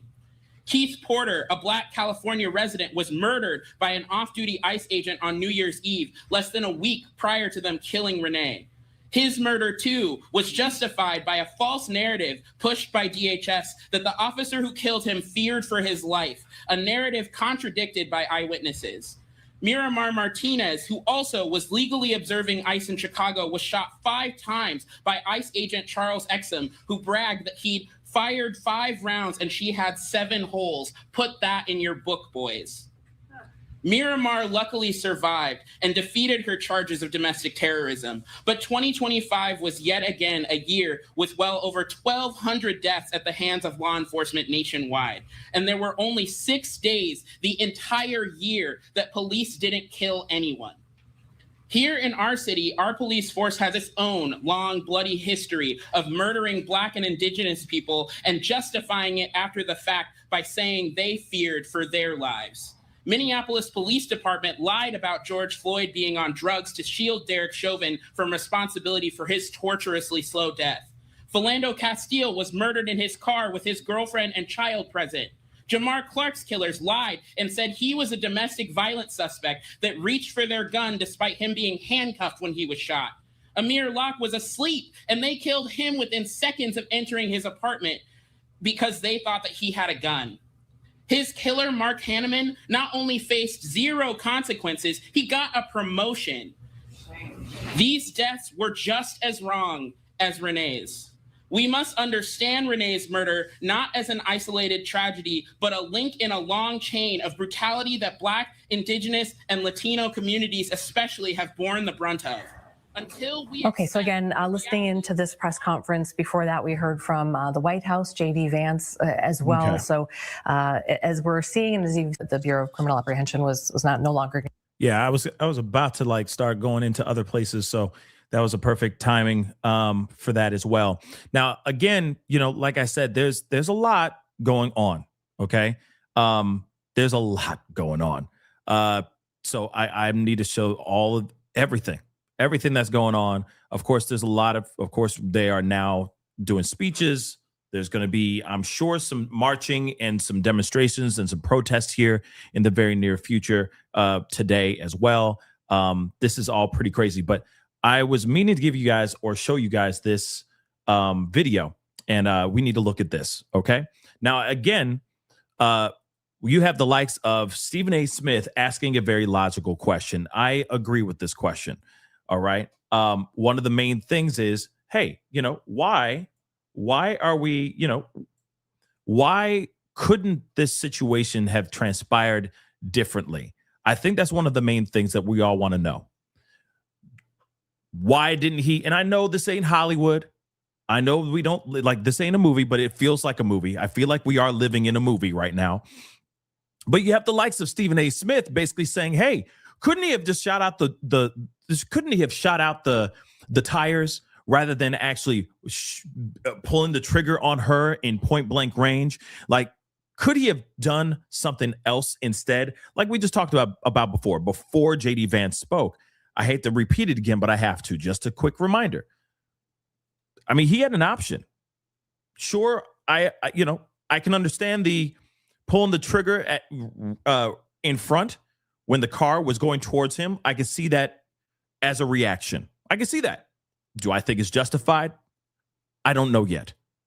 But nonetheless, I could see it. I could see somebody doing that. We've seen that in countless other cases as well, by the way. We have seen other body cam, police footage, etc. of all kinds where a car is going towards a police officer and they open fire on that car. And it's like several feet away from these officers. This one was like right there. So let's put that in consideration. But after the car pulls off and veers away from him and he's away, if you notice, This is when he pulls the trigger 2 different times inside the vehicle through the driver's side window at point blank range. He most definitely hit his target. There was no mistake about that. There's no question about that. And then, of course, she's gone. She lost her life. Why didn't he just let her go down? Maybe there was some ICE agents down the street that could have cut her off. They could have just gotten her license plate, gone to her home, detained her when she got home, or something of that sort, right? There are options in this situation. And of course, I'm going to say it too on the other side. Why did she pull off the way she did? She could have just complied and gotten taken out of the car.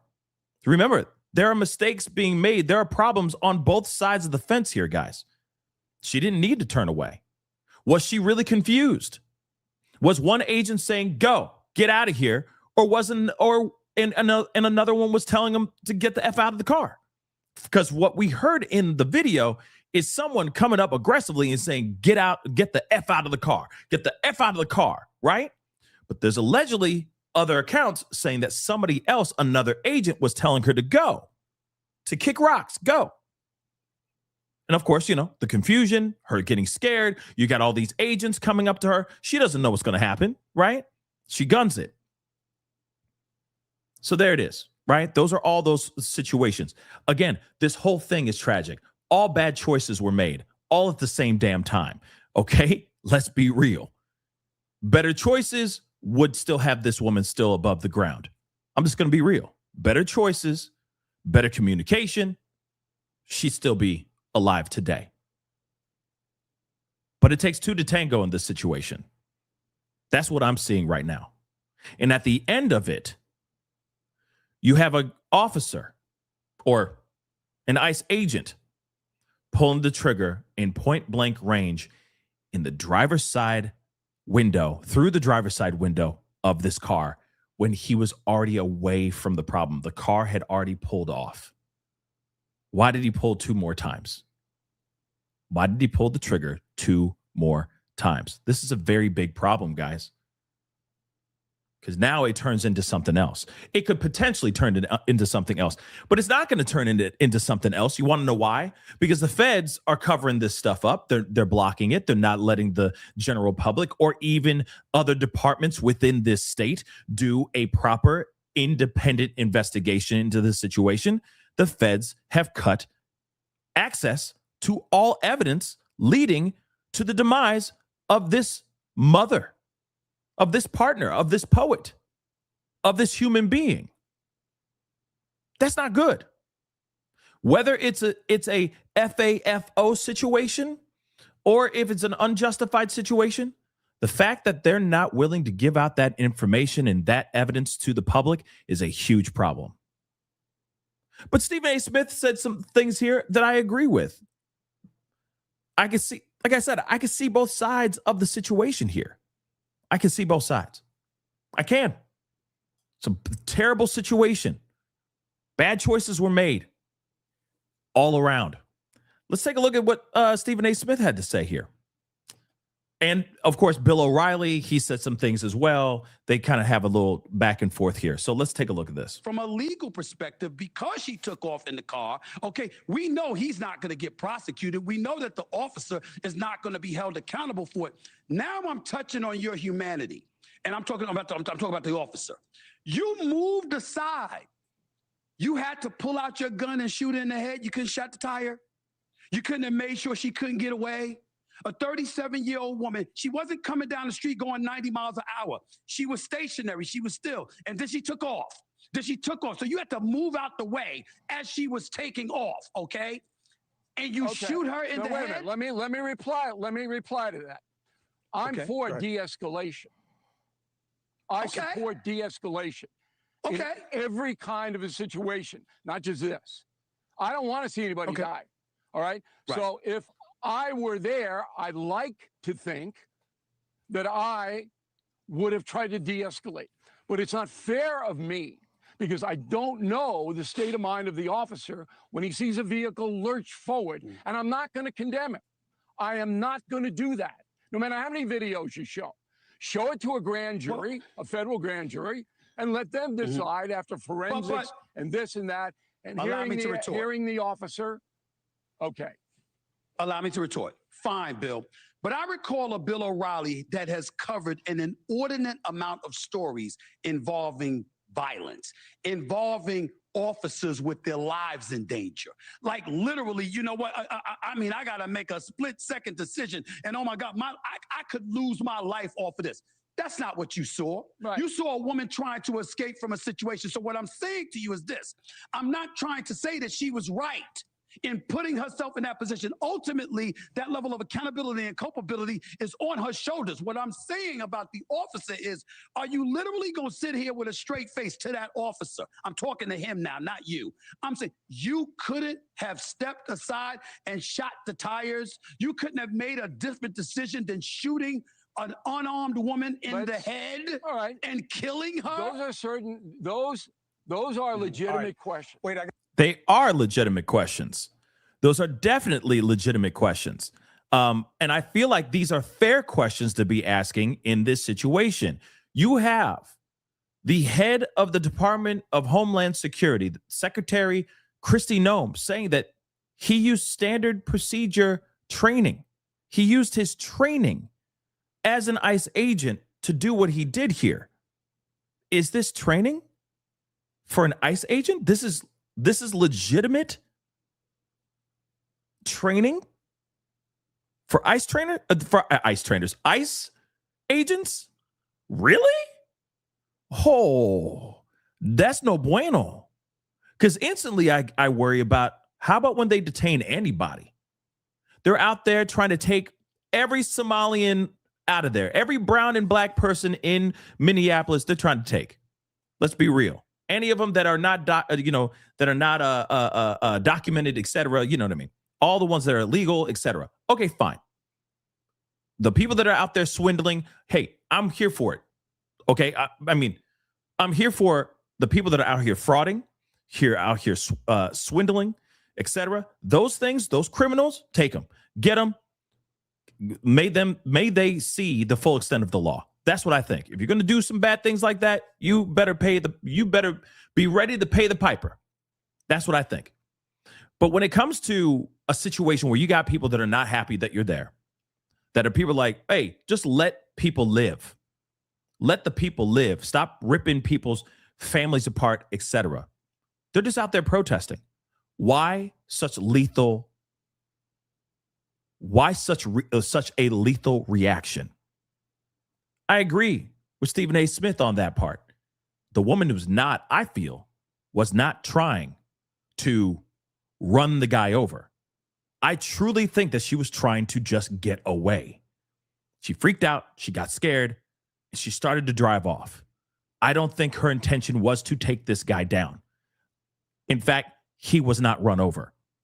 What we've been getting is, other elected officials like Trump saying, oh, yeah, he was run over and thank God he's alive. He's lucky to be alive. He's in the hospital right now licking his wounds and they're mending his wounds. When in actuality, he was not injured or hurt in this situation.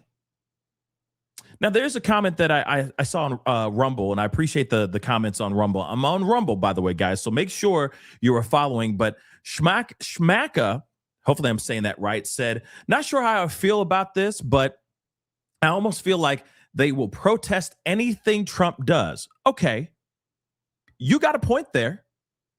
Yeah, that is true. There's a stigma, a very negative stigma attached to Trump. And I feel that there are more and more people now opposed to Trump because of everything that has been happening over this past year. Let's be real. But moving on, they continued saying, and it's sad that this woman was unalived, but they're impeding law enforcement agents, putting them in danger. Now, here's the thing. There are some things where, yes, there are moments where there are people protesting that could, by blocking them on the streets, etc., surrounding them. Yes, I can see how some agents might look at that and feel like they're put in a very, very dangerous or scary situation. I could definitely see that. Imagine if forget your ICE. Just say you're in a situation and there's a bunch of people that flank you at the same time. You're going to be scared. You're going to be scared. But then turn it around and look at it on the other side of you being a bystander, you being a protester, and then suddenly you're getting flanked by a bunch of people, by ICE or people you're opposed to, right? Could be a very scary situation. So it was scary for all people in this situation. I can see how people are, going and following them wherever they go and saying, F ICE, you suck, go home, blah, blah, blah. But at the same time, that is the freaking hat they are made to wear. Think about that. You think people are going to just be like, all right, go ahead, buddy. Go on, ICE. Sure, there's other countries, or not countries, other places, other states, I'm sure, that are all about it. Just going, hey, come on, ICE. He's right there. Javier is in 5A on the 5th floor. First door on your right. You won't miss it. It says La Cucaracha on the top of the door. I'm just being real.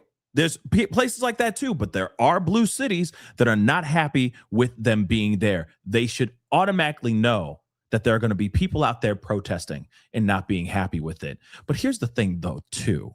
There's a lot of footage being depicted out here and shown out here, showing ICE being very aggressive to protests, to protesters, those that are just saying F ICE, and they're literally shooting them in the face with pepper balls. There's plenty of that. ICE cars driving by other cars that are just saying like F you, which they have the freedom of speech. They're just driving by and saying F you, get out of our city. And they're literally throwing pepper spray inside the car. There's footage like this all day long. So again, there's aggression going on 360 at this point. It's bad. So again, when you see something like this, I can see what you're saying. Okay. I see the point. But at the same time, these people, I think, like them cutting off traffic, it's a nuisance and it's annoying as F. I'm going to be real. Even myself, I hate it. Okay, I absolutely hate it. And I'm like, why are you blocking the traffic? That's dumb. It's not changing anything.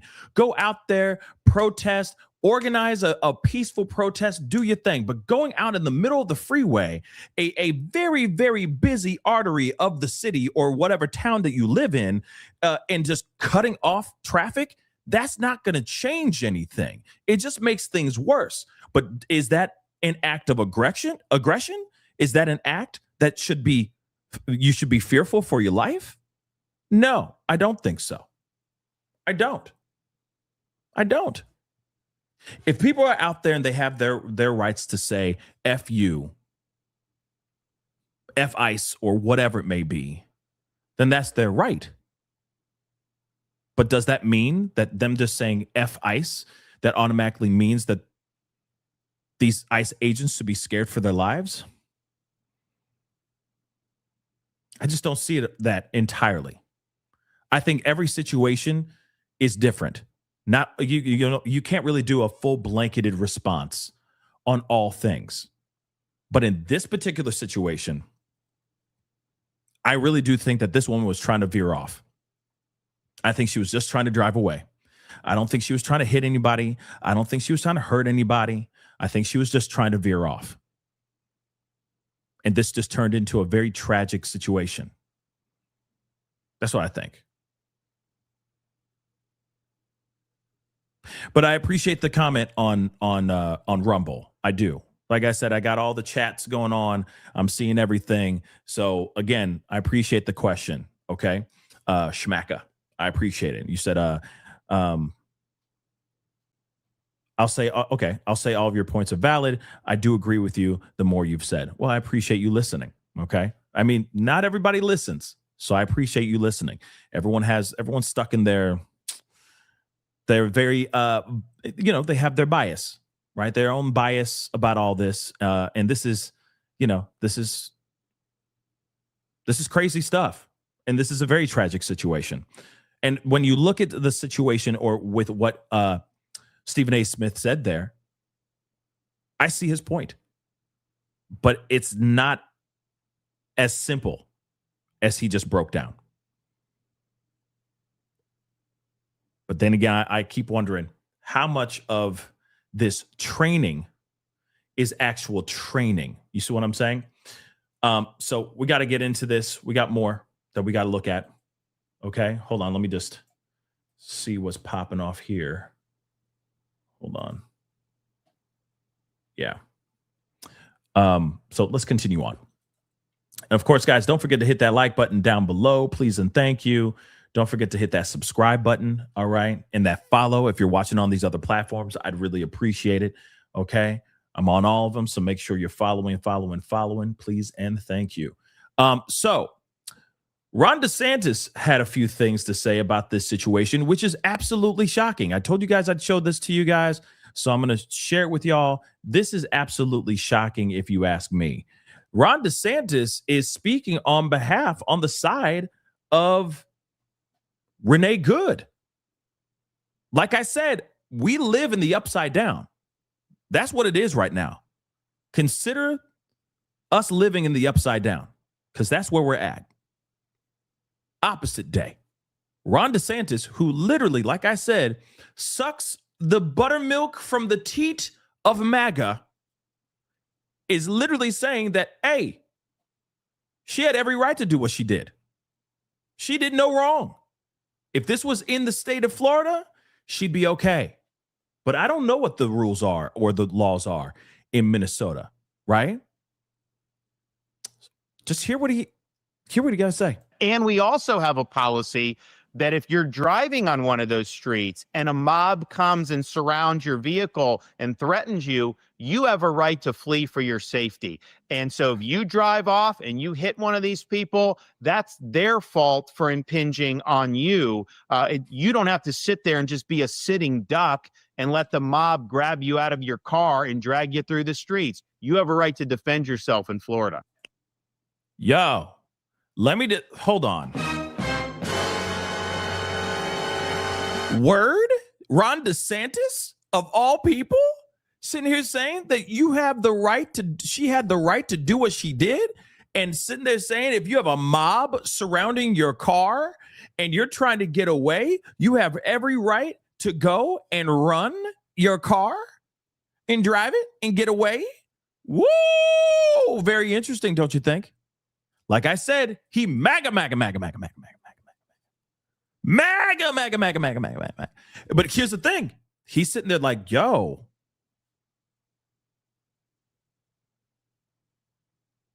you have a right to do this. I'm not taking it out of context. This is literally what he said. This is what he said. In my state, we have certain laws where she would have the right to do what she did. Now, like I said, in Minnesota, I don't know about Minnesota, but he is speaking on behalf of just policy. He's talking lawfully. Clearly, he's not a fan of left ideologies. He is very MAGA. Like I said, he MAGA, but he's just talking law. He's talking policy. Do you see? So there is a big difference, because obviously, if this was a situation, because I'm sure he's sitting here going like, well, played stupid games, win stupid prizes, right? FAFO. But here are the laws that we have in our state. So legally, taking my bias and putting it on the side for a second, legally speaking, if this happened in Florida, she has the right to do what she did. Interesting, right? The whole stand your ground laws and whatnot that a lot of people in Florida have gotten away with, that have maliciously taken the lives of people, but then they go and they're sitting there going, well, I was in my house. I was fearful for my life. My rifle or my weapon was with me, and so I pulled the trigger. And there are some, not all, but there are some that are straight up malicious intent. But stand your ground laws, they lean on that. right? Certain policies, like the one he's talking about here, is exactly what would stand. Definitely would stand for those situations and get some people out of very bad, very sticky situations. So this is what he's saying. Doesn't mean that he agrees with it. He's just stating a fact. In our state, we have these policies. Her situation would have been different if it was here. Interesting, right? Like I said, just because he speaks on behalf of the perspective of what Renee was going through does not automatically mean that he agrees with it. I do find it interesting. If a mob comes and surrounds your vehicle and threatens you, you have a right to flee for your safety. If you drive off and you hit one of these people, that's their fault. That's interesting, right? Again, let me remind you, that's in the state of Florida, not in the state of Minnesota. We don't know what their laws are, okay, in Minnesota. But in Florida, if she lived to tell the tale and fight in court, she would be able to sit there and say, hey, and if it was in Florida, she would have been able to fight this and maybe walk because of certain policies that they have in Florida. Again, what's going on in Minnesota? Hopefully we will find out soon enough. But again, like I said, you have the likes of Kristi Noem basically out here saying, hey, this was all standard procedure. He learned from the best of the best. This was all standard procedure. But here's the thing. There's other people that don't feel so 100% about this either. Okay? Let's see. Oh, wow. We got some breaking news, it looks like. Wow. Interesting. We got some breaking news. Let's take a look at this. Allegedly, if this is 110% true, the ICE agent involved in this whole situation has now been identified. His name is Jonathan Ross. Breaking news, guys.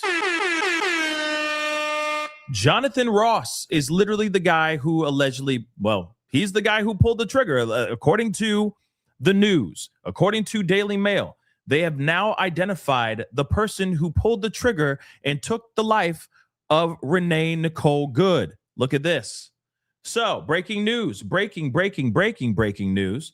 The agent involved in the deadly Minnesota shooting of Renee Nicole Good has been identified as Jonathan Ross. Ross was an quote-unquote experienced officer, sources told the Minneapolis Star-Tribune today. Good, which we already know about her, what happened to her, may she rest in peace. Multiple videos show the agent identified as Ross opening fire on Good and hitting her in the face while she was still behind the wheel. The Trump administration says that Good was a professional agitator, which, by the way, who had been allegedly stalking federal agents. I want to make this abundantly clear. How does Trump know that this particular woman, Renee Good, was a professional agitator only like an hour or so after this tragedy took place? How does he know? Just something to think about, okay? Remember, he said a lot of stuff. That were not accurate or true, just so you know. But moving on. So, but Democratic officials in Minneapolis have said her unaliving was actually, the M word, right? And of course, if you haven't seen the photo of her, this is Renee Good right here. May she rest in peace. But Officer Ross was previously dragged 100 yards by a car in June as he tried to arrest an illegal immigrant SOer. Now, that's some serious stuff. I can see PTSD happening because you just got dragged by a car in June when you were doing your job as an ICE agent. That's scary, right? That's some scary stuff. That's insane. But does that justify what he did? I'm sorry, but does that justify what he did? That's the question that needs to be answered, right? The previous incident took place in Bloomington, Minnesota, and the officer suffered a gruesome injury to his right arm, which required 20 stitches. In December, a jury at the U.S. District Court in St. Paul found the driver in the previous incident, Roberto Munoz, Guatemala, 40, guilty of attacking a federal officer with a deadly and dangerous weapon and causing bodily injury. The officer and others had stopped him at 8 a.m. on June 17th and were attempting to detain him on an immigration order. They requested that he open his window and door, but he only put his window partially down and refused further orders. The ICE enforcement and removal operations officer broke the rear window and unlocked the door. Munoz then drove off and mounted the car with the officer's arm still trapped inside. He was dragged at least 100 yards, causing serious injury to his arm. That's very interesting. So he stuck his arm inside the car. He smashed the window, stuck his arm inside the car, and somehow his arm was still stuck in the car, and he was dragged 100 feet or 100 yards. 100 yards. That's quite a long. That's quite the distance. Moving on, though, so he received treatment for his injuries sustained from being dragged by Munoz. Interesting. He smashed the window and stuck his arm inside. Okay, photographs submitted to the court showed a long, deep, jagged cut on his arm, which required 20 stitches. He also needed 13 stitches on his left hand. So, in a statement at the time, the DOJ said, in June 17th of 2025, law enforcement officers attempted to arrest Munoz, a convicted SO, on an immigration order. Agents made a traffic stop of Munoz, Guatemala. The defendant was uncooperative and refused to follow directions. After warning this assailant several times, an agent broke the back window so that he can open the vehicle from the inside. The statement went on saying that Munoz, Guatemala, then accelerated his car. As he sped away, the agent's arm became trapped between the seat and the car frame. Munoz, Guatemala dragged Jonathan Ross, this federal agent, for more than 100 yards, while weaving back and forth to attempt to shake the agent from the car. The agent was eventually jarred free from the car, but suffered significant injuries to his arms and hand. Munoz is illegally in the United States and is from Mexico, the DOJ said. So in December 2022, he had been, this particular guy, this Munoz guy, had been convicted in Hennepin County, Minnesota, of repeatedly S-ing a little.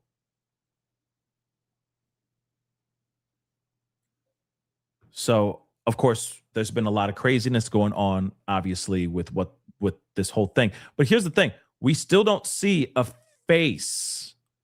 We still don't see a face with the name. We still just have these photos. We have his name. We have the assailant that did what they did back in June to his arm and his hand, but we do not have an actual photo of this dude. The only thing we have of this ICE official, the only thing we have is his name, and his name is Jonathan Ross.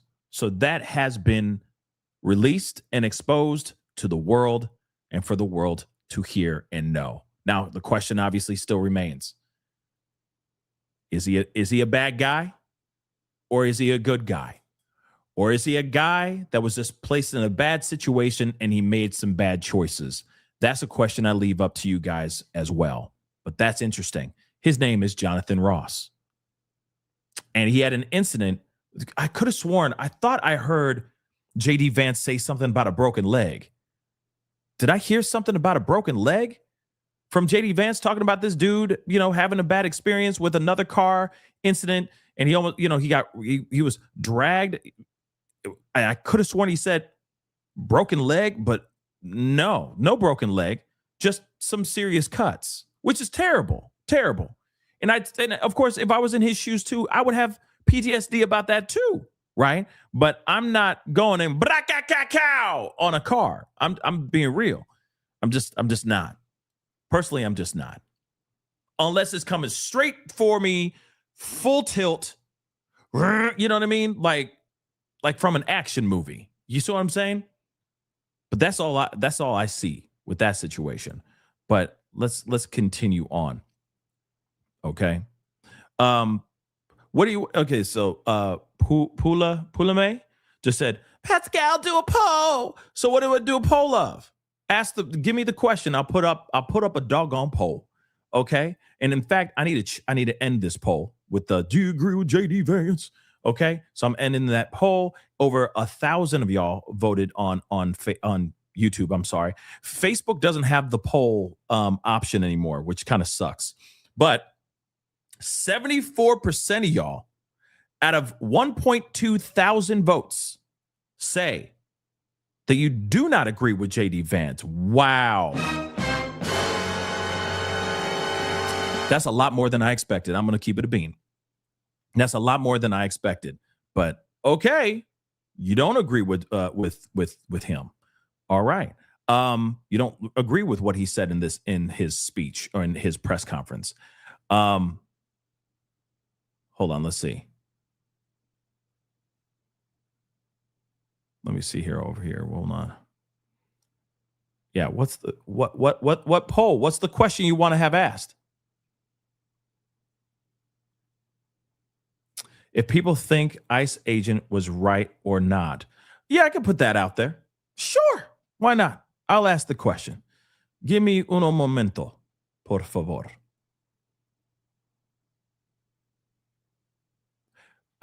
Actually, Tiffany, that is also a very good question because apparently they're saying that there are articles of impeachment already being drafted to get Kristi Noem impeached. They're trying to dethrone her, allegedly.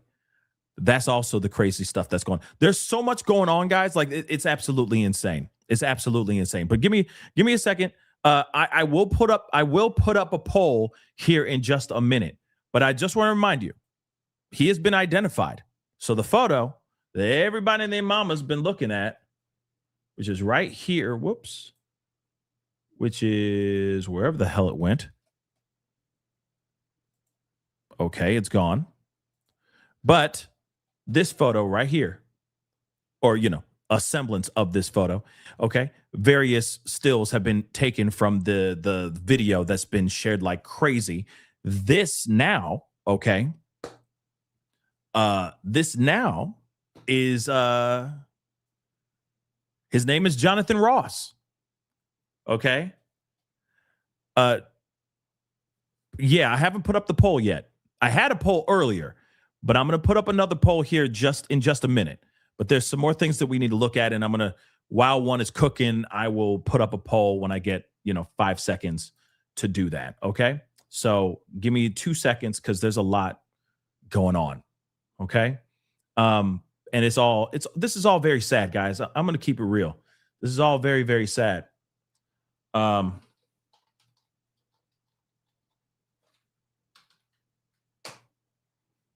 second, y'all. And yeah, I really don't think that we are going to be done here. I think there's going to be a lot going on in the very near future. And then, there's also like ridiculous AI crap that's getting shared all over the place as well, which is just dumb. It's just dumb. Basically saying like, there she is. And it's like, no, that's AI like a mug, y'all. That is AI like a mug. But hold on.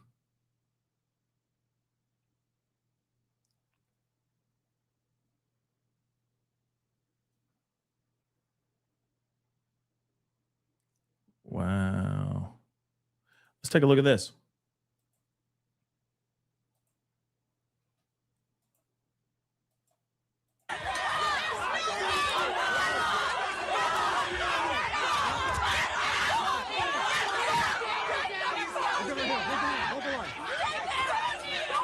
Guys, I'm gonna have you guys back up.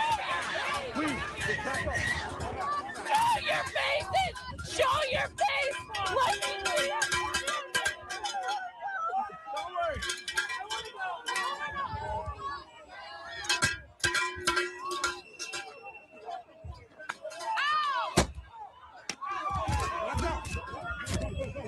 Just chaos.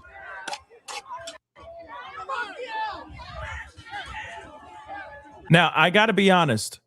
There's a lot of them doing a lot of like the discharging of these pepper bombs and stuff like that. Oh man. There are moments when I do feel like it makes sense, right? When like a group like this kind of situation is getting very hostile, I can understand that piece. But then there's the other part where they're going up to people and just going bah, right in their face. Real talk, that's wrong. I just had to get that off my chest. Moving on.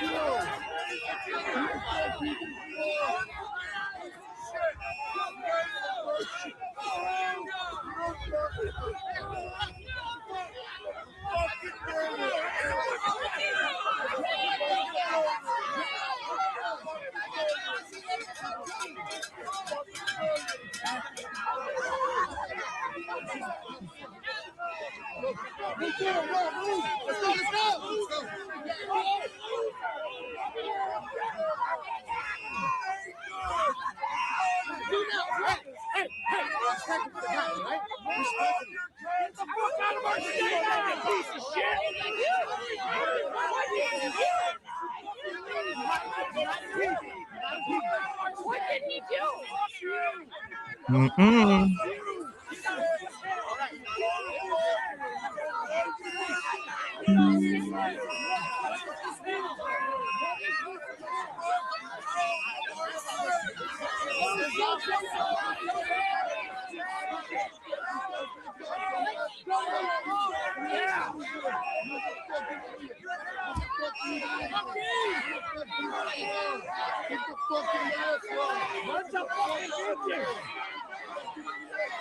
You realize that there was only one agent that I saw so far here that was actually like trying to level with the angry mob. You know what I mean? Like these angry protesters. Did you see that? Am I the only one that saw that? Where he's like, yo, chill, like trying to just like, you know what I mean? Calm the dude down, but it just didn't happen. You feel me? So interesting. All right. Hold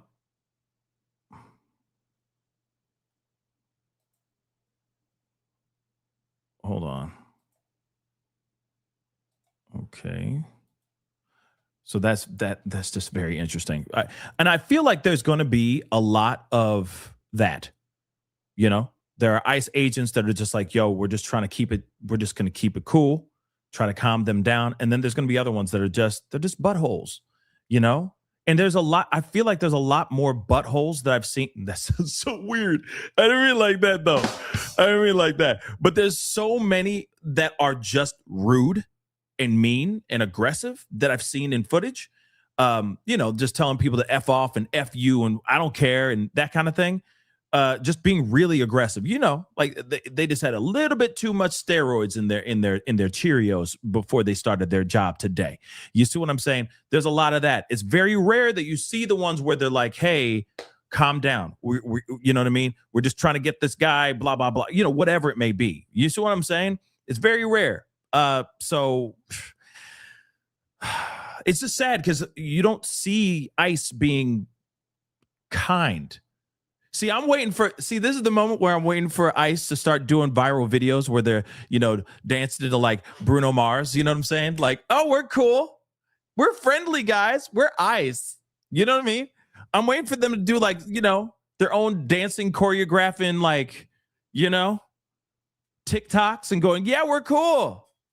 We're not mean people. We love people. You know what, like the police used to do back in the day? They would take the time out of, protecting the streets, and they would just do, 24 karat magic in the air. Yeah. You know what I mean? I'm waiting for ICE to do that, to soften up their look, to soften up their vibe. Look, we're cool. We're ICE. And they used Ice Ice Baby or something, which would be bad. Be a very bad look. But you see what I'm saying? I'm waiting for that. Like you know what I'm saying? Because one day, as Chrissy Nome is sitting there soaking in her bubble bath, she shall wonder out of nowhere as she's drinking her, fine white wine, her wine spritzer. She's suddenly going to go, oh my damn. We need to soften up the look of ICE because everyone's scared of them. So, guys, get online. Start dancing.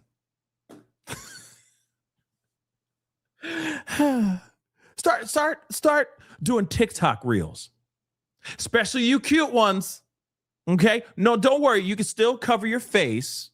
We just need to see those pretty blue eyes.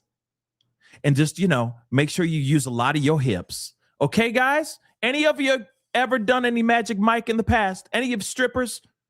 Any of y'all done some male scripting in the past? Okay, just email me if you don't want to say it out loud. It's okay. Just email me, all right? And then we're going to make a whole bunch of TikToks. We just need you to move them hips.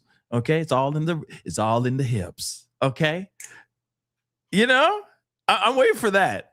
I'm waiting for that BS to happen, And then people go, oh, ICE isn't so bad. Oh, yeah, Javier. Yeah, he lives on, 5A. It says La Cucaracha on the top of his door. Yeah, he's right there. But can you do a little, do you mind doing a little TikTok with me in the meantime? And as they're actually arresting and detaining that Javier guy in the background, in the forefront, they're doing a dance, with another very viral, popular TikToker. Wait for it. It's happening. It's going to happen soon enough. 24 karat Matt. Come on. Wait for it. Because it's going to happen soon. It's going to happen soon.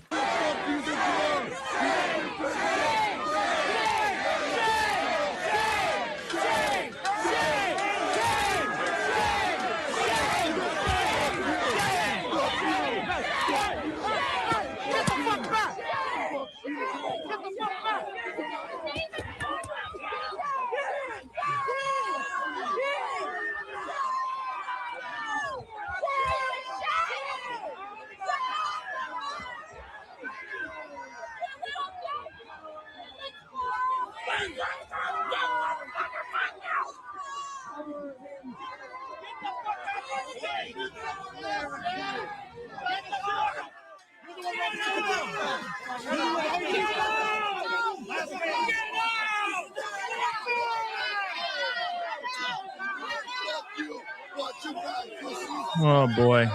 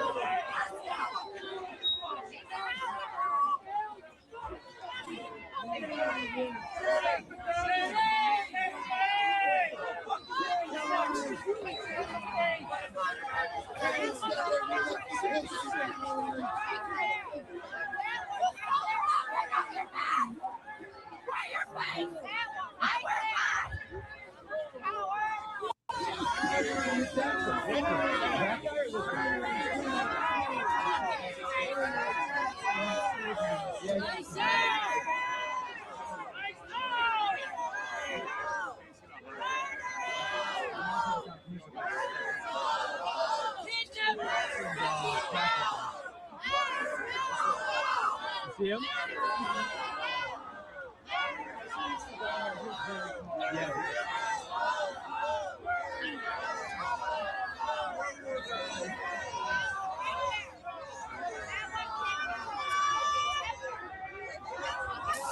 Oh boy. Oh boy. Oh boy. Oh boy. Oh boy.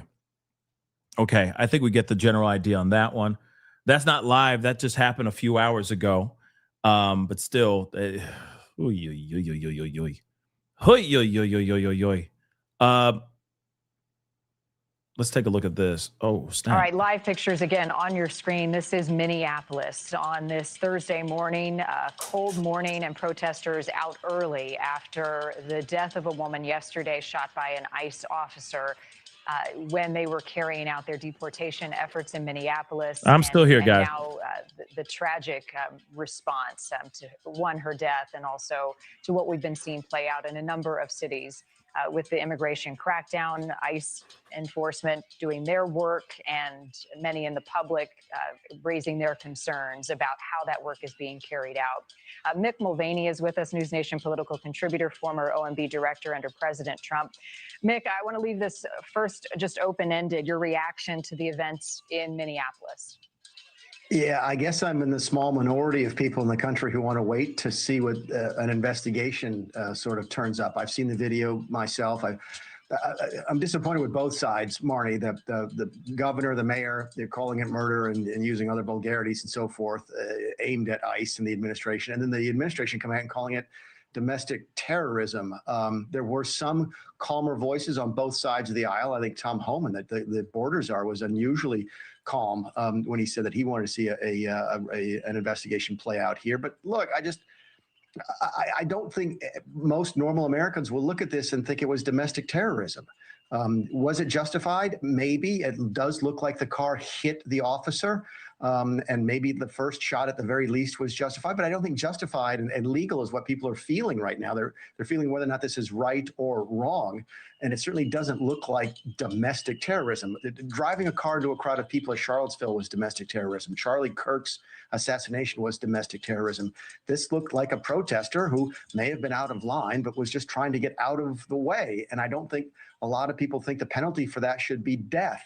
So it's a very, very volatile situation. You've also got the governor now threatening to bring in the state National Guard, which could further escalate things. So, yeah, I think it's a real difficult situation. I wish both sides had sort of approached it with a calmer head coming into where we are today. Yeah, I mean, you're absolutely right. The rush to judgment here certainly has not helped. I mean, the emotion involved, people are confused and they're frustrated and they're angry about what we're seeing, and both sides doubling down on their stance so early in an event like this can incite even more violence and confrontation. What is it going to take? You know, I think about the president in his national address. What was it, a week ago? You know, does this moment call for something like that? For you know, rather than wait for Kristi Noem to come out and speak in New York about deportation efforts in New York City, to calm this situation, might it require something more? And how does that conversation happen in the White House since you've been there? Yeah, you know, if I'm in the White House right now, I'm trying to make the case that both sides are sort of talking across each other, and the middle of the country isn't understanding either of them. They don't understand why the mayor and the governor of Minnesota, the mayor of Minneapolis, to respond the way they did. They don't understand why the White House responded the way that they did. Because again, they can see the video for themselves. I've seen 3 different angles now. I imagine anybody who cares about this has seen the video of the actual incident. And both sides run the risk of sort of, you know, detaching themselves from where most of the country is. And that's a bad place for leadership of any party to be in. So hopefully that somebody does step up and take a leadership role. I actually, I watched Secretary of Homeland Security Kristi Noem's press conference yesterday. I thought the first 5 minutes was really good, really solid. What I would be looking for if I'm in the White House. She was calm. She was level-headed. It was a measured response. But then for some reason, she went into the discussions about domestic terrorism and the fraud within the Somali community, which has nothing to do with what happened yesterday. And again, I think most of the American public would look at that and say, what is she talking about? So sooner or later, we're going to have to somebody step up and lead on this particular issue. Thank you. Yeah, I agree. I think that there's a definite need for there definitely needs to be some sort of unity. There needs to be something met within the middle, because obviously everything is being very, very polarizing. Obviously, this is very polarizing. Some people feel like this is justified. Some people feel like it's not justified. But at the same time, I mean, there's this is pretty wild, to say the least. And of course, it's also words and et cetera that are being used even after the fact, right? So I do want to share this with y'all here too, because this is all information. I mean, things are going ham out here. But this was happening late last night. There was reports of this happening last night. And it's still absolutely crazy, but we need to look at this too. All right. So so Illinois Representative Robin Kelly is filing articles of impeachment for DHS Secretary Kristi Noem. So Illinois Congresswoman Robin Kelly announced plans to file articles of impeachment against Homeland Security Secretary Kristi Noem on Thursday. So they made an announcement after this whole situation that happened to Renee Good. And of course, Kelly, this particular congresswoman, has been very vocal, and very opposed to the federal immigration operations in Chicago, dubbed Operation Midway Blitz, which also involved two tragedies or two situations by ICE and Customs and Border Patrol agents, one of which was fatal as well. So she released a statement on Wednesday night saying, "I've had enough. Noem has turned ICE into a rogue force, violating the Constitution, tearing families apart, and leaving demise in her wake." I've got to use these code words, of course, guys. And this is what she wrote in part. Continuing, "From Chicago to Minneapolis, her recklessness cost lives, including Renee Nicole Good. This isn't just dangerous, it's impeachable. I'm fighting back." So speaking to CBS News Chicago Thursday morning, Kelly called the tragedy of Renee Good in Minneapolis, she said it was murder, and said she is ready to take action. We can't just sit back, or we just can't sit back. We just can't sit on the sidelines, Kelly said. Kelly said she will file 3 articles against Noem, one saying she willfully obstructed congressional oversight and withheld appropriate funds in violation of her constitutional law. A second accusing Noem of compromising the due process of U.S. citizens and directing unconstitutional actions, and a third alleging Noem abused her office for personal benefit and steered federal dollars to associates. So she said her team has been working on this action since last year, and they are ready to go ahead with the filing today, despite Republicans holding a majority in the House. The effort isn't expected to succeed, even if the impeachment is approved on the House floor with a Republican majority. It would then go to the Senate, where it would likely be dead on arrival, similar to the impeachment of then DHS Secretary Alejandro Mayorkas in 2024. The Senate quickly rejected the charges against Mayorkas, ending a month-long effort by Republicans to punish him for his policies on the southern U.S. border. So again, wild stuff is going on right now. And again, let's see this video if they don't go into an ad. Yep, they're of course going into an ad. BetMGM. They are all about trying to get us to gamble. So again, very, very interesting that you have articles of impeachment being written right now, being made right now. Yes, it may get through on the House floor, but it may not pass in the Senate. They've tried it before, and it didn't successfully happen then. So hold on. So let's take a look at this. Angered many Minneapolis residents and lawmakers, including many lawmakers in Illinois, and among them Illinois Congresswoman Robin Kelly, who announced last night that she's filing articles of impeachment against Secretary Noem. And Congresswoman Kelly joining me right now live. Good morning. Thanks for being here. Good morning. Thanks for having me. Now, in your announcement yesterday, you said, quote, "I've had enough." Why did yesterday's shooting in particular prompt you to file impeachment papers?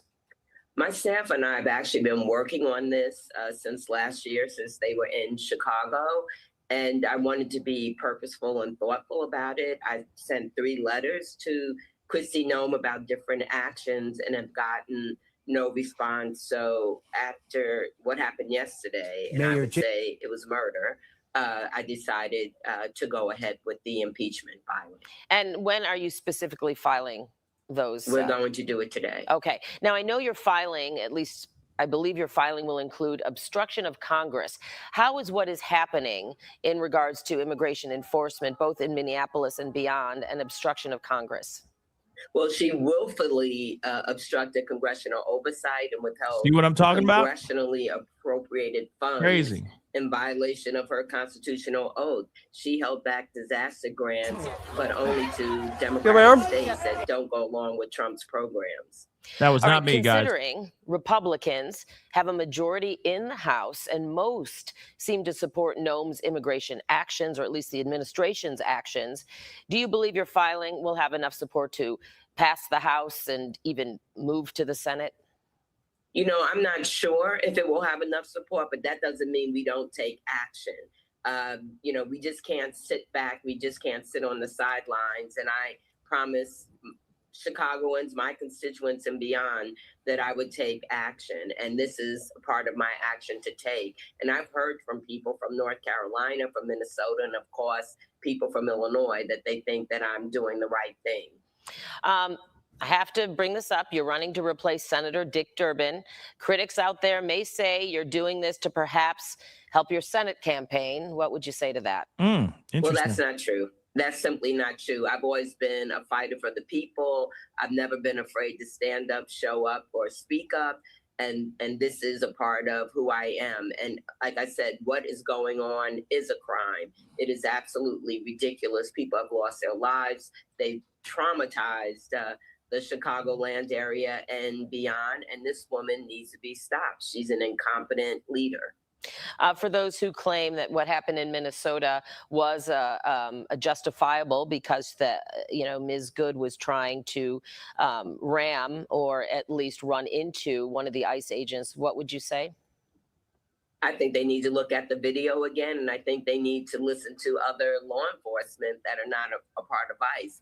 I haven't heard one person say from law enforcement, and I've listened, that they agree with what ICE has done. In fact, I remember hearing that if it was a regular police department, that person would have been approached immediately. His gun would have been, or her gun would have been taken away. And the idea they didn't even let a physician try to help Miss Good is absolutely ridiculous. They do not care. As I've called them before, it's like the Gestapo coming into your neighborhood, as they did in South Shore, landing the helicopter. You know, that's a really good point, Congresswoman, because in Chicago, with the police department in Chicago, if there's an officer, if you will, involved shooting, that is exactly what would happen. There would be an investigation, and that officer would be put on desk duty during that investigation. All right, Congresswoman Robin Kelly, please keep us posted on the impeachment, what happens after you file those impeachment papers, because we certainly want to continue to keep an eye on that. And thanks for joining us. So yeah, I don't see how any of this would be, I mean, with a situation like this, I mean, yeah, I get that somebody would be like, "Ooh, I could use this as an opportunity for some sort of political gain." I can see that for sure, but I don't know. I just feel like you're either on this side or you're on the other side, right? You're either on this one side or you're on the other side. You see what I'm saying? I just think that's interesting. Now, there is something that I didn't get a chance to show you guys yet. In fact, there is something else that I need to show you guys before I do that, which is also crazy. And I need to find it right quick.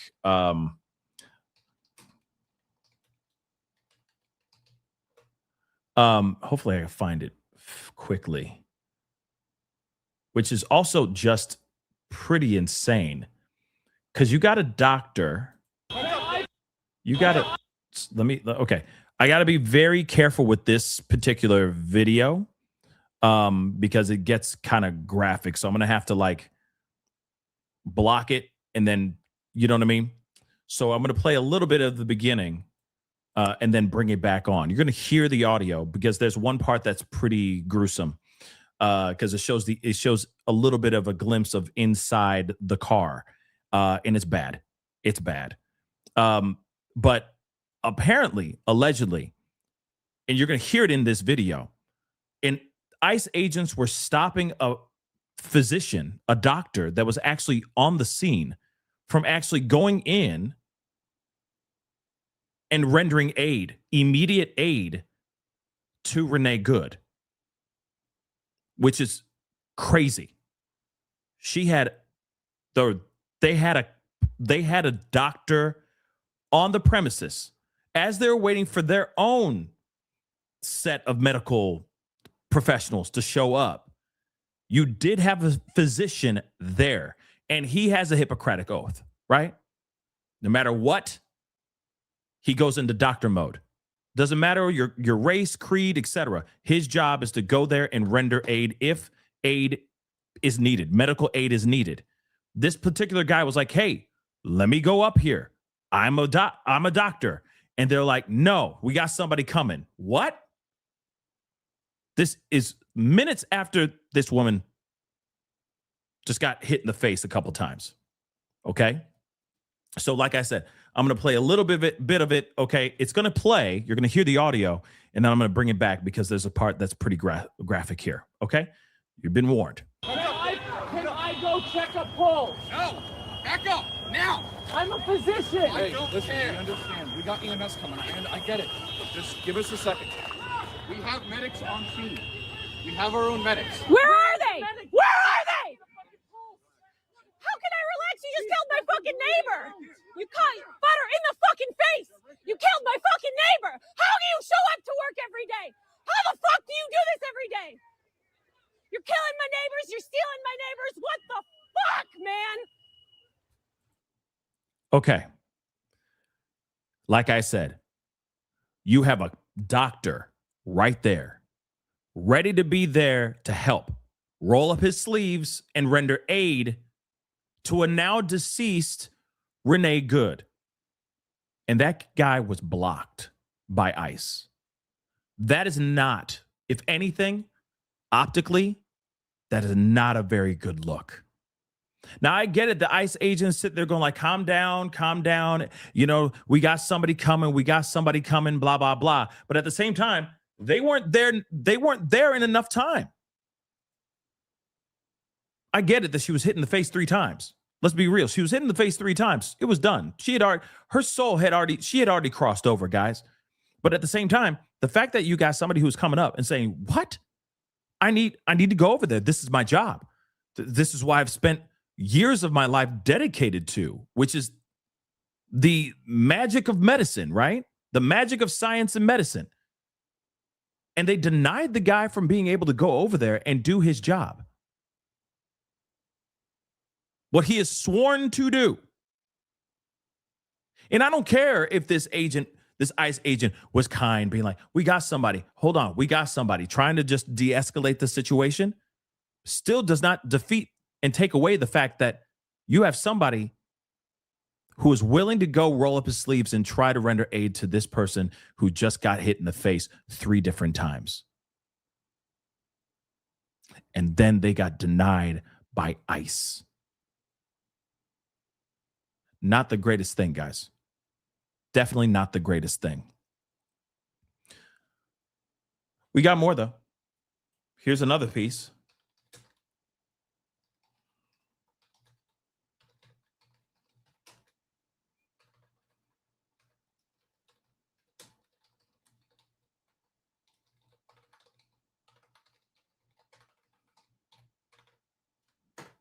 Here's another piece. This is weird. I did this as a TikTok and a short, but this is actually happening too. You got an ICE agent destroying a memorial. Actually destroying a memorial for Renee Good. Now, I'm a whole thing of like, hey, we try to respect the dead as much as we can, right? Why would they go and destroy disrespectfully? It's not like they went up and said, hey guys, can you just please remove this stuff? I'm sorry, but can we remove this stuff? Just remove it for us. Because this is a spot where cars are driving by, so on and so forth. No, this guy's kicking. He's kicking the stuff. This is also being spread all over the internet as well. Really, you fucking punk? That's what you're gonna fucking do? What? What? What? What? Do you know what Back the fuck up. is that is for? Back up. What is that for? Back up. What is that for? Back up. What is that for? Back up. You're gonna push me? What is that for? Back up. What was that I don't for? give a fuck. You don't give a fuck about Back her? up. Bro, this is why we're here. Back up. This is why we're here. So again, why would they do like, you gotta understand, this is a level of just, this is subhuman in my personal opinion. This is absolutely subhuman. And again, I don't care if this is somebody you agree, like if you think this person's a domestic terrorist or you think this person's not a domestic it doesn't matter. I don't care. People are out there, they feel some type of way about this. They're putting out memorials in her name, and you got people, and she hasn't even been gone for 24 hours. This happened last night.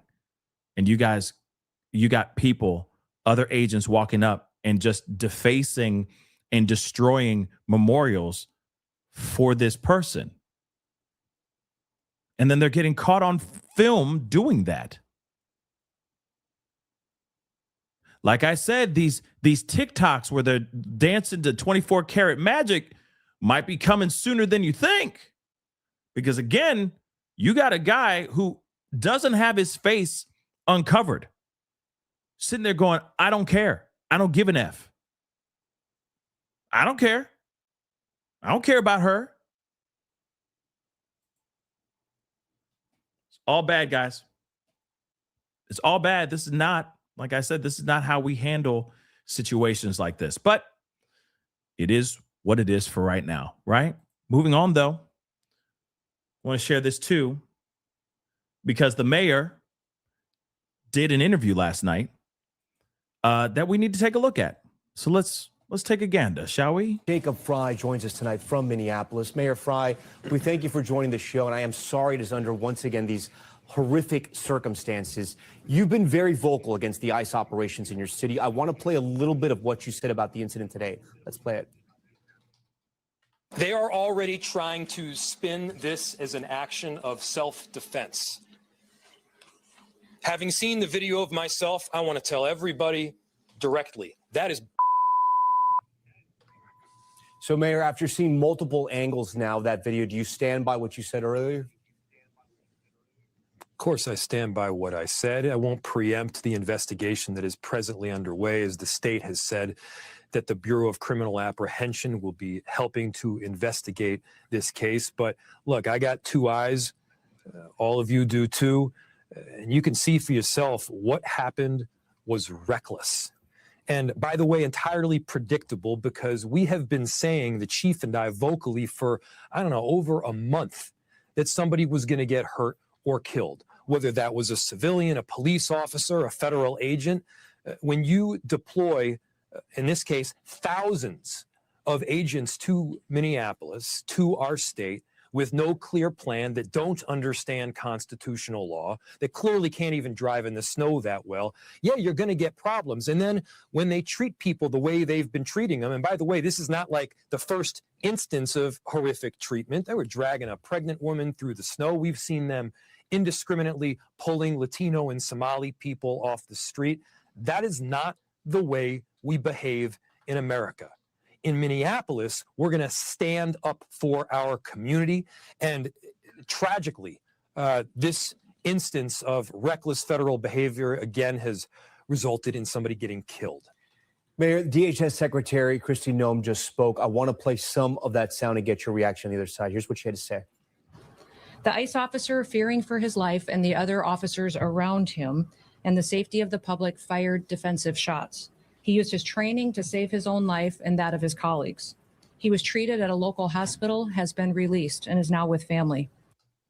Mayor, what do you say to that? That does not sound to me like a person that believes what they are saying. I think she also mentioned that there was some form of, this was domestic terrorism that the victim was involved in. That would be the first instance of domestic terrorism that involved like a 4-point turn, that the victim was clearly trying to leave the situation and get out of there. And by the way, leaving a situation and getting out of there is neither domestic terrorism, nor is it trying to ram a federal agent. It's trying to leave. None of that, by the way, can justify use of deadly force under the law. You don't need a law degree to know that. The governor mentioned earlier that he thought federal agents should have done more to help this woman. In the first video, the original video that has been put out there, you don't see agents, and obviously they had just been shot at. It was a traumatic scene, but you don't see any first aid immediately being administered. Did that trouble you? Did you notice that from the videos? So I don't know that I've seen that exact video. I certainly have heard about it. And yeah, you know, one of the responsibilities, a duty of a law enforcement entity is to make sure that people aren't killed.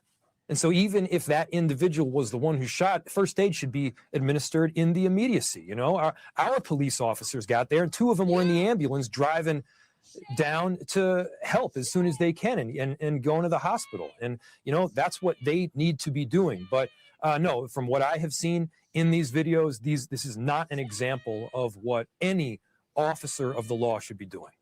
People are going to be watching this video and they're going to say to themselves, you know, there's 2 sides, right? The side we're hearing from you and the side we're hearing from Kristi Noem. And they're going to say, listen, that officer was in front of the car. It looked like the woman was accelerating. She shouldn't have done that. Law enforcement training says that's a lethal weapon. You can use force. My question to you, though, what people don't understand, the context, and I'm not saying this is an excuse or a reason for any of this violence, but the temperature right now in Minneapolis, it's winter, but it is incredibly hot. How would you describe that to other Americans? Because your own governor was asked, is the state of Minnesota at war with the federal government? And that sort of stunned me that question could even be asked in 2026. But is that what the feeling is like over there?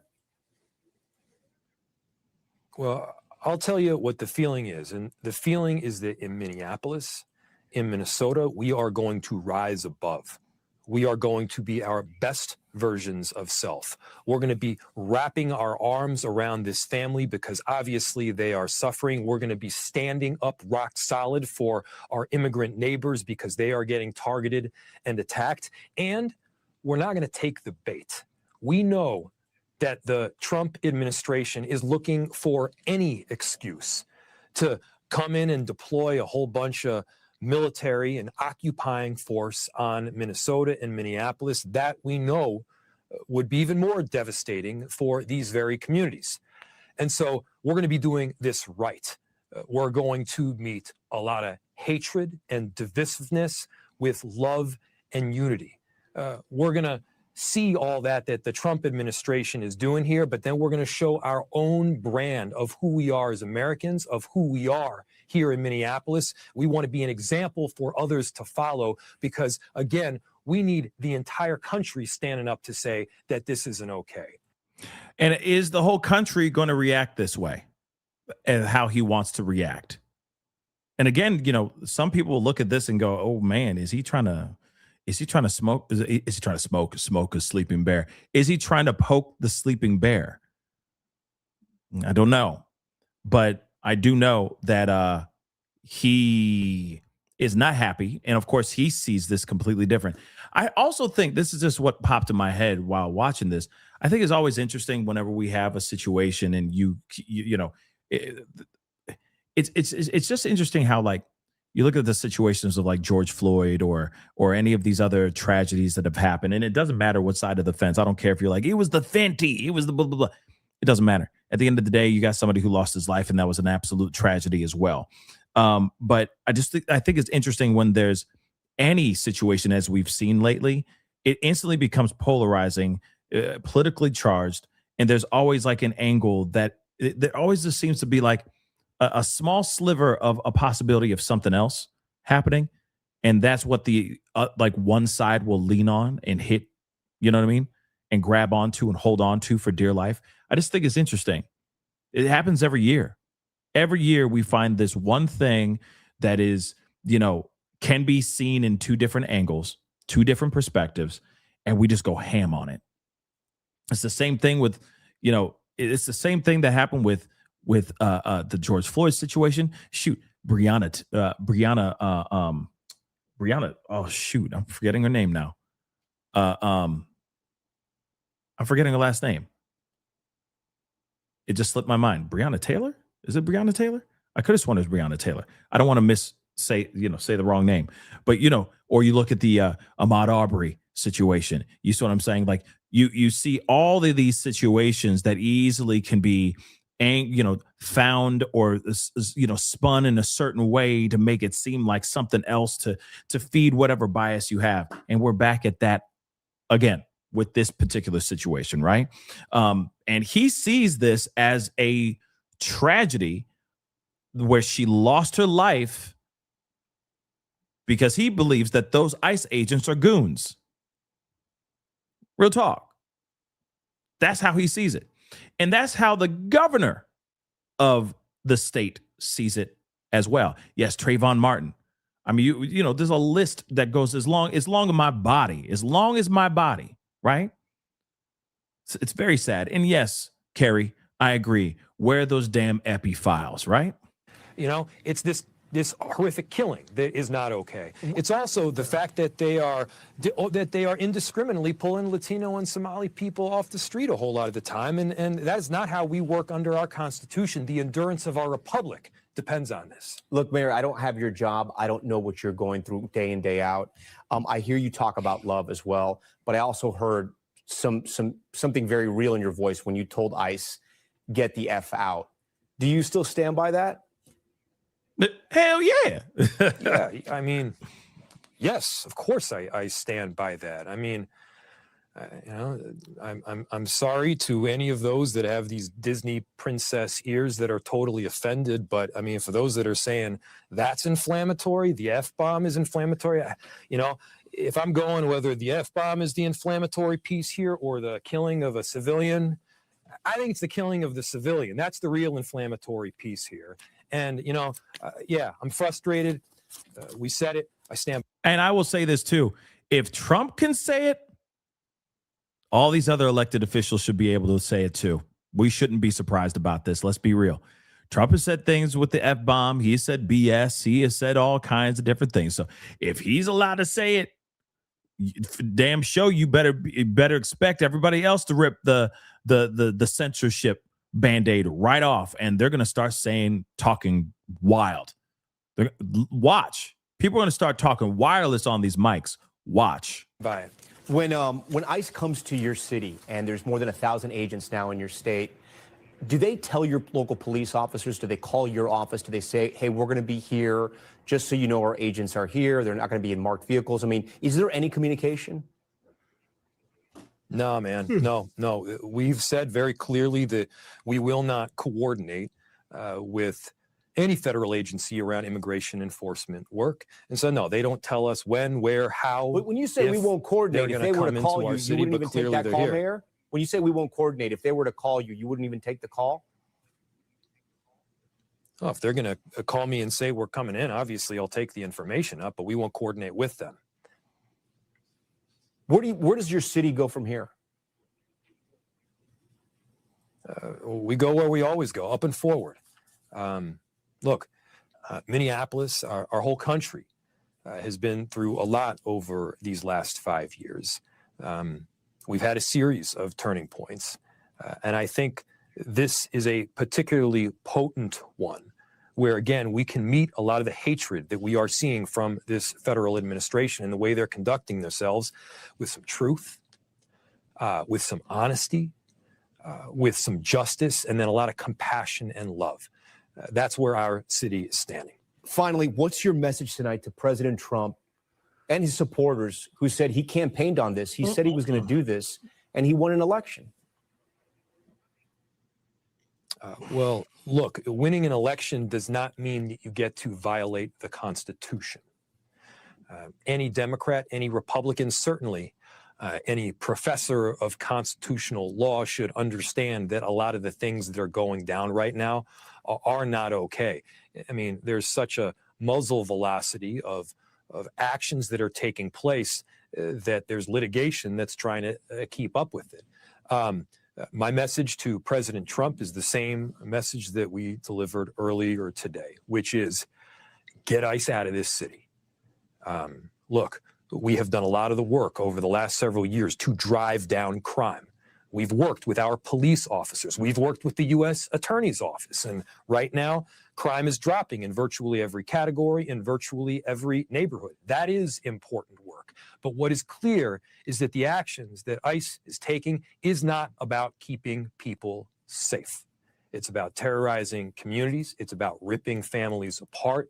It's about eating away at the very fabric that makes Minneapolis, and America, America. We got to stand up for the endurance of this republic right now. And for anybody that's watching, you're part of this too. You can be part of this movement to have this kind of thing stop from happening. Mayor, just before we go, we're getting some new information now. We know that the woman who was shot and killed, 37-year-old Renee Nicole Good, have you been able to talk to her family by any chance? And can you make a promise here that this shooting will be fully investigated? Yes, this shooting needs to be fully investigated. I know that I've heard from the state that the Bureau of Criminal Apprehension will be involved, and I think that's the right thing. I'm so sorry to this family. No, I have not talked with them yet. I need to. I know that my staff is working on getting the contact and everything. And I mean, look, nothing that I can say here over the airways is going to be even remotely helpful. But we're with them. We're with them. We stand with them. We stand with this city. Let us all stand together. Yeah, guys. Of course, you know, like I said, this whole thing is very, very sad. It's one big tragedy, and I'm just wondering where, like, what the reporter just asked. Where do we go from here? Where does Minneapolis go from here? What's going to happen? Because I don't see the country standing, as someone just said in the chat, Gemini saying, you know, I just don't see the country fully standing united over this situation. You already have, you know, conservative commentators, pundits, whatnot, all standing on the side of what ICE did was justified. And then you got a lot of people on the left as well, basically saying, like, this is wrong. This was wrong. This was a full-blown unaliving of this woman.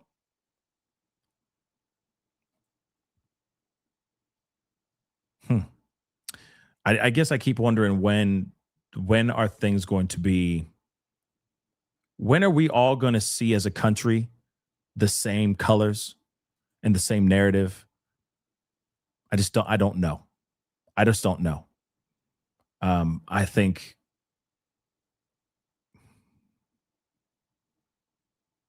this is a very sad and very tough one, unfortunately. And we already heard that J.D. Vance is saying, Vice President J.D. Vance is already saying, like, hey, we are continuing. We're going door to door. We're going to every single house, and we're going to take everybody out that's an illegal. That's literally what's happening right now. Sad stuff. Let me show you guys something from MS Now. Alex, I don't know if word has gotten around yet, because it did just break within the last half hour or so that the FBI was solely taking on this investigation. But you are on the scene where these protests are unfolding, and I'm wondering what you're hearing from people. That's right, Chris. We're here at the Wivel building. It's a federal building in the Twin Cities area where ICE has been operating. Protesters have been here for now 4 hours now, starting at 7 a.m. We did see tensions rise. We did see tear gas, at least 2 arrests earlier this morning. Things have calmed down a bit now, but there's something that's a little bit unique in this confrontation between protesters and police, and that is that the law enforcement officials and the protesters are having an open discourse. At least in my reporting experience, often the law enforcement is taught not to necessarily engage with the police, trained not, or with the protesters, not to talk to them back and forth. What we're seeing here is actually a back and forth. Now, I want to introduce you to somebody. She looks like she's in the middle of one of those conversations right now. Her name is Suju. She's a therapist from the area, and she tells me that she's here to try to de-escalate the situation. Here, I'm going to dip the microphone in to see what she's telling us. Because of the mask. You guys should not be using the masks. Suju. Thank you. Hi.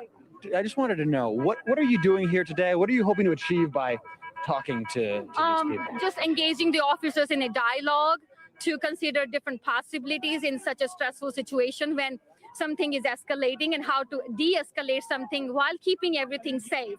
They have to be mindful of their own staff, their own colleagues, and public alike.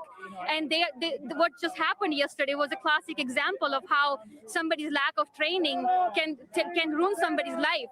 An officer's life is ruined. I'm sure he didn't want to do that, but he's justifying it as if he was protecting himself. Makes sense for him to protect himself, but that's a lack of training. When somebody think, oh, I have to do something when I have to protect me. Yes, they have to do something, and that doing means go away, move away. They don't have to use lethal force. It is only supposed to be used when there is no other possibility available. When there is no other way to protect, then you use lethal force.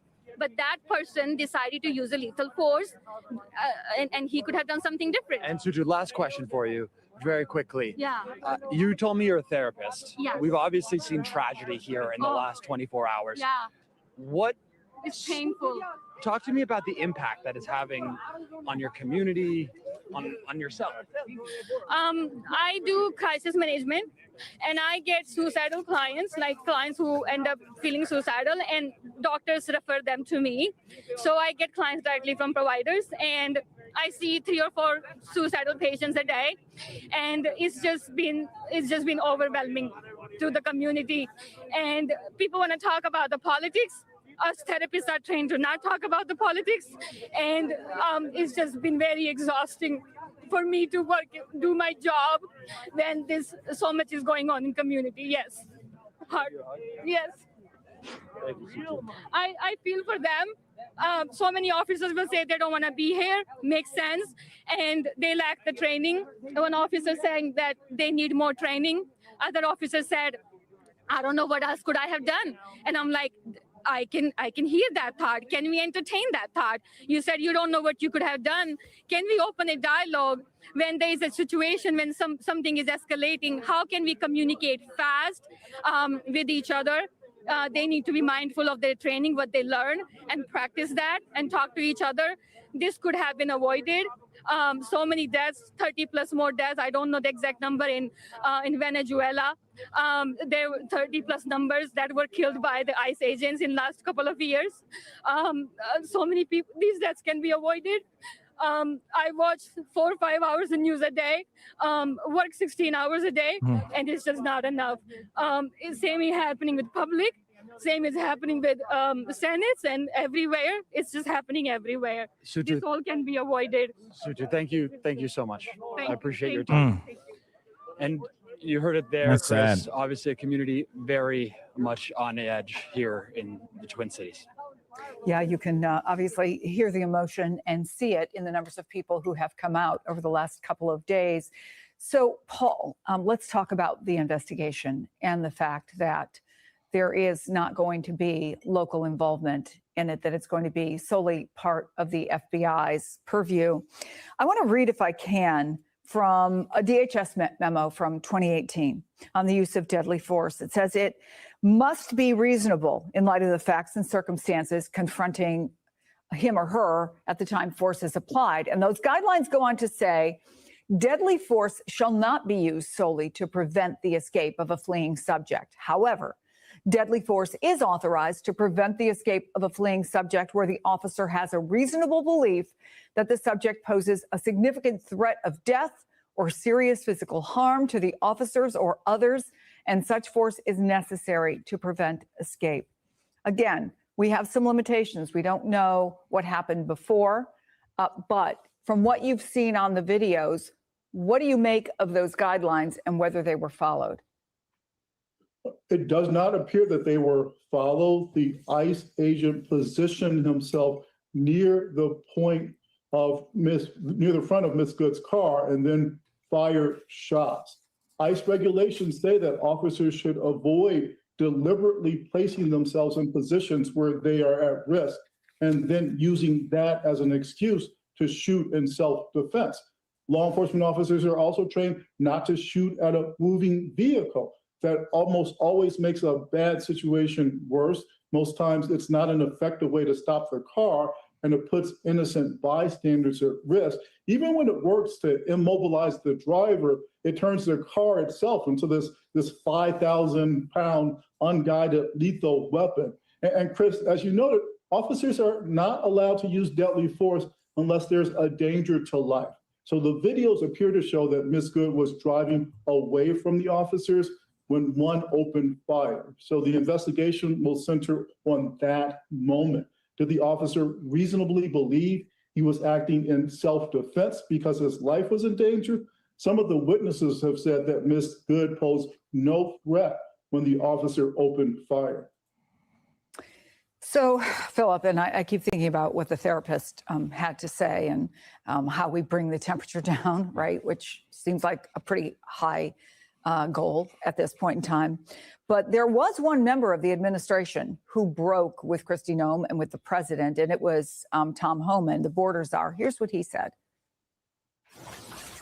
Investigation just started. Just started. You say you can't comment on the video, which many Americans are seeing and reacting to. I'm not going to make a judgment call on one video when there's 100 videos out there. I wasn't on the scene. I'm not an officer that may have body cam video. It'd be unprofessional to comment on what I think happened in that situation. Let the investigation play out and hold people accountable based on the investigation. Based on the investigation, but here's the thing. Even independent investigation is being blocked. Feds are blocking independent investigation done by the state. Minnesota. It's being blocked. That doesn't make any sense either. That's weird. So yeah, there should be investigation. There should be some serious due diligence in this situation. But how are they going to be able to do that if the feds have control of all the evidence and they're withholding that stuff to the state, for their own independent investigation to find out who's in the wrong and who is in the right? Do we get, or can we get at this point, because so much has already been said, to let an investigation find what actually is happening? And again, understanding what you and Paul have both said, the questions that will be raised about the impartiality of what the FBI might find. Yeah, I mean, the Homan interview is striking. One wonders if he did not know that Kristi Noem had already come out and tried to blame the driver for this incident. It's speculative, but it was, what was striking about it was that was the way in which we would normally expect an official to respond, to say, let's wait and see what the investigation says. One of the things beyond that was also missing from the administration yesterday was any expression of sympathy or empathy for the family that was affected here, which I think is striking as well. In fact, suggesting that the victim was a domestic terrorist. Right, exactly. But Homan responded in the way that one would assume that an official would respond in a situation like that. But I think he also made a really important point here, which is that imagine the space we would be in now if we didn't have these videos. All of these people out there taking these videos. Imagine what we'd be in if the only word we had for this was what's being said by the administration, what's being said by Noem, by President Trump. I think our understanding of the situation would be very different. And so I think that his point about the fact that there are all these videos out there which demand our attention, we ought to be paying attention to them because they are also going to tell us the story. So the Star Tribune spoke to the father-in-law of Renee Nicole Good, who said she had a 6-year-old with her late husband. 2 additional children, he believes, are living with her extended family. She died just blocks from where she lived. She was remembered there as a good. That's another piece of information, because some people are putting out information saying that she lived somewhere else. She didn't even live in Minnesota, and that she lived in like other states like Missouri. She actually lived in Minnesota. She actually lived and was a new resident in Minneapolis. So again, the information that's being put out here, like I said, the information, the misinformation and the BS that they'll put out here to feed a specific narrative is a waste. It is a waste of air. It is a waste of time. It's a waste of BS. Okay. It's bad. All right. But again, this person, Renee Good, lived in Minneapolis. She was a resident of Minneapolis. Just so you know. Let's continue. Neighbor. At the end of the day, are these real impacts? Real impacts on this family, real impacts on her friends and her community, real impacts that you're seeing in the emotion of the therapist that we just heard from, in her trying to spend much of her day counseling members of the community. Does all that get lost in, I guess, all the political talk? I mean, I think all this can be very personal.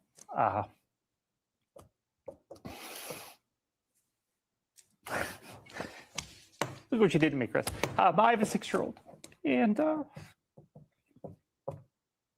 live TV is great. You know, who, by the way, I've met is super cool. He said, "I'm on live TV." Great.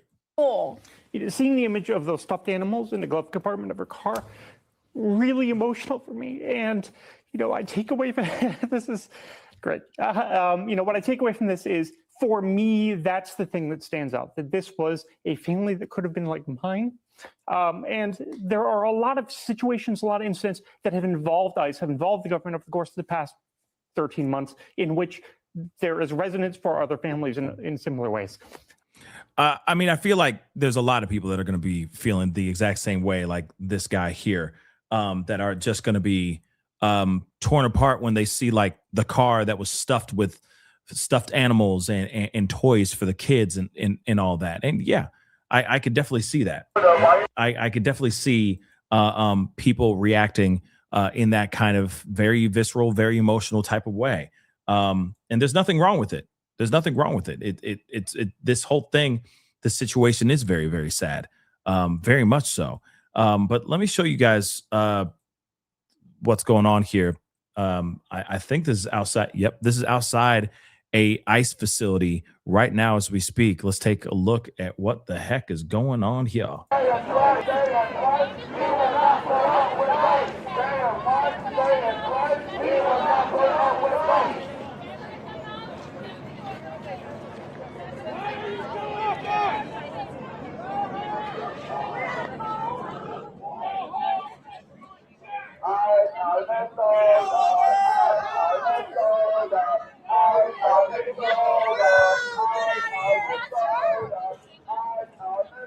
So while this is percolating, I'm going to go through some of these super chats because there's a bunch. There's a bunch of members chats and all that. So I want to get through a chunk of it. And obviously, this is what's going on right now, protests and whatnot. Ride, thank you so much for the love. Last night I did the 4-hour round trip after work to go to the vigil. Oh, that's dope. That's what's up. And peaceful protest. It was worth every second. Experience like I've never had before. Experience like you've never had before. Very peaceful and emotional. Fight hatred. I agree. Fight hatred. Absolutely. 110% all day long. But yeah, it was a very peaceful protest. It was calm last night. Very peaceful from what I saw. And from what I saw on certain accounts, some people were live streaming on YouTube accounts and all that, and the news. From what I saw, very peaceful, right? Maybe some other neck of the woods, it was pretty insane, but from what I saw, it was pretty peaceful. But riot is a couple breaking. FBI, yep, already talked about this, but yes, FBI won't let a local state investigate, which is weird, right? Again, riot. I'm so livid in Minnesota right now. Yeah, I think that you're not the only one. Clearly, you're not the only one. Hold on. What's going on here?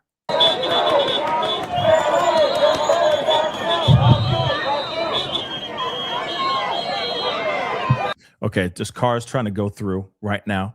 Okay, but moving on. General Genobi, what's up? Thank you so much for the love. Pascal and his shows had earned a change of vent. Oh, thank you, Pascal. That's our man in that voice. Oh my God. You are the sanity. Thank you. Man, thank you. Appreciate you, General Genobi. I salute that. Thank you so much for the love. I really do appreciate it. Thank you. And thank you so much for the support. Chelsea, thank you so much for the love. It didn't look like she was trying to ram the officer. It seems like she was trying to get away from them. That narrative makes the administration seem untrustworthy. Yeah. From what I saw, it looks like I don't think she was deliberately, maliciously trying to cause harm on the officer. That's just the way I see it. But then, when you have Trump go and make a post, and his post is not completely true, it's not accurate at all, that's going to anger a lot of people. But what's sad is that there's going to be a lot of people out here that are going to read what Trump said and trust him because he's the president. We're supposed to trust and believe what he's saying is true. But unfortunately, we don't live in that world now, do we? So again, you got him coming out and being like, oh, professional agitators. Professional agitators, I'll give him that. Professional, though? Then he said, oh, yeah, he went to the hospital. Thank God he's alive. He didn't even need to go to the hospital, guys. I don't think he went to the hospital. I think that they added that just to add some dramatics to the situation. That's just what I think. To make him more of a victim. To victimize him even more. So that people go, oh, well, damn right. She was trying to run him over. So, FAFO. F around and find out. Right? That's just kind of the vibe I'm getting. Again, Trump used words that were not entirely accurate. That's the problem. That's the problem here, guys. That's the problem. Duffy, thank you so much for being a member for over 41 months. Wow. Thank you so much. JD is ultra gaslighting. Wow. He went there. He went into the town of gaslighting for sure. Yeah. He definitely was. For sure. But again, he has an agenda to uphold. See what I'm saying? He has an agenda to uphold. So are we surprised that he said what he said? I just don't see him ever saying anything against Trump ever until it works in his favor. I will say that. But he's not doing it anytime soon. Rod, thank you so much again for the love. I was there last night. He wouldn't land on feet. It was sheer ice. And watch the videos. The slow down one too. Oh, yeah. I can see what you're saying. She doesn't hit him and turned away. There is a part where it looks like he shoved off of the car for sure. He is approaching the car too. Let's not forget. He is advancing the car as the car is moving. He is advancing when that whole thing went down. That is for sure. Allie, thank you so much for the love. We are officially 1930s Germany. Oh, damn. Diggity damn. Cutley, thank you so much for the love. Trust your eyes, people. She was trying to leave. That's literally what I think too, guys. That's what I think, Cutley. I think that as well. I just think she was trying to kick rocks. That's what I think. Like I said, I don't think she was going, well, let me take this car that's filled with stuffed animals, that, the car that, the family car, and run over an ICE agent. I just don't see it. I just don't. I don't think she was trying to do that. Honestly, I don't. Honestly. Like I said, all bad things happen. All bad things happen. Timeless Hysteria, thank you so much for the love. They told her to leave and then, come on, right? Wait, sorry. They told her to leave. I'm assuming that's 2. Yep, it's got to be 2. They told her to leave and then come on, right? Rianne, thank you so much for gifting 1 membership. Thank you so much. Appreciate it.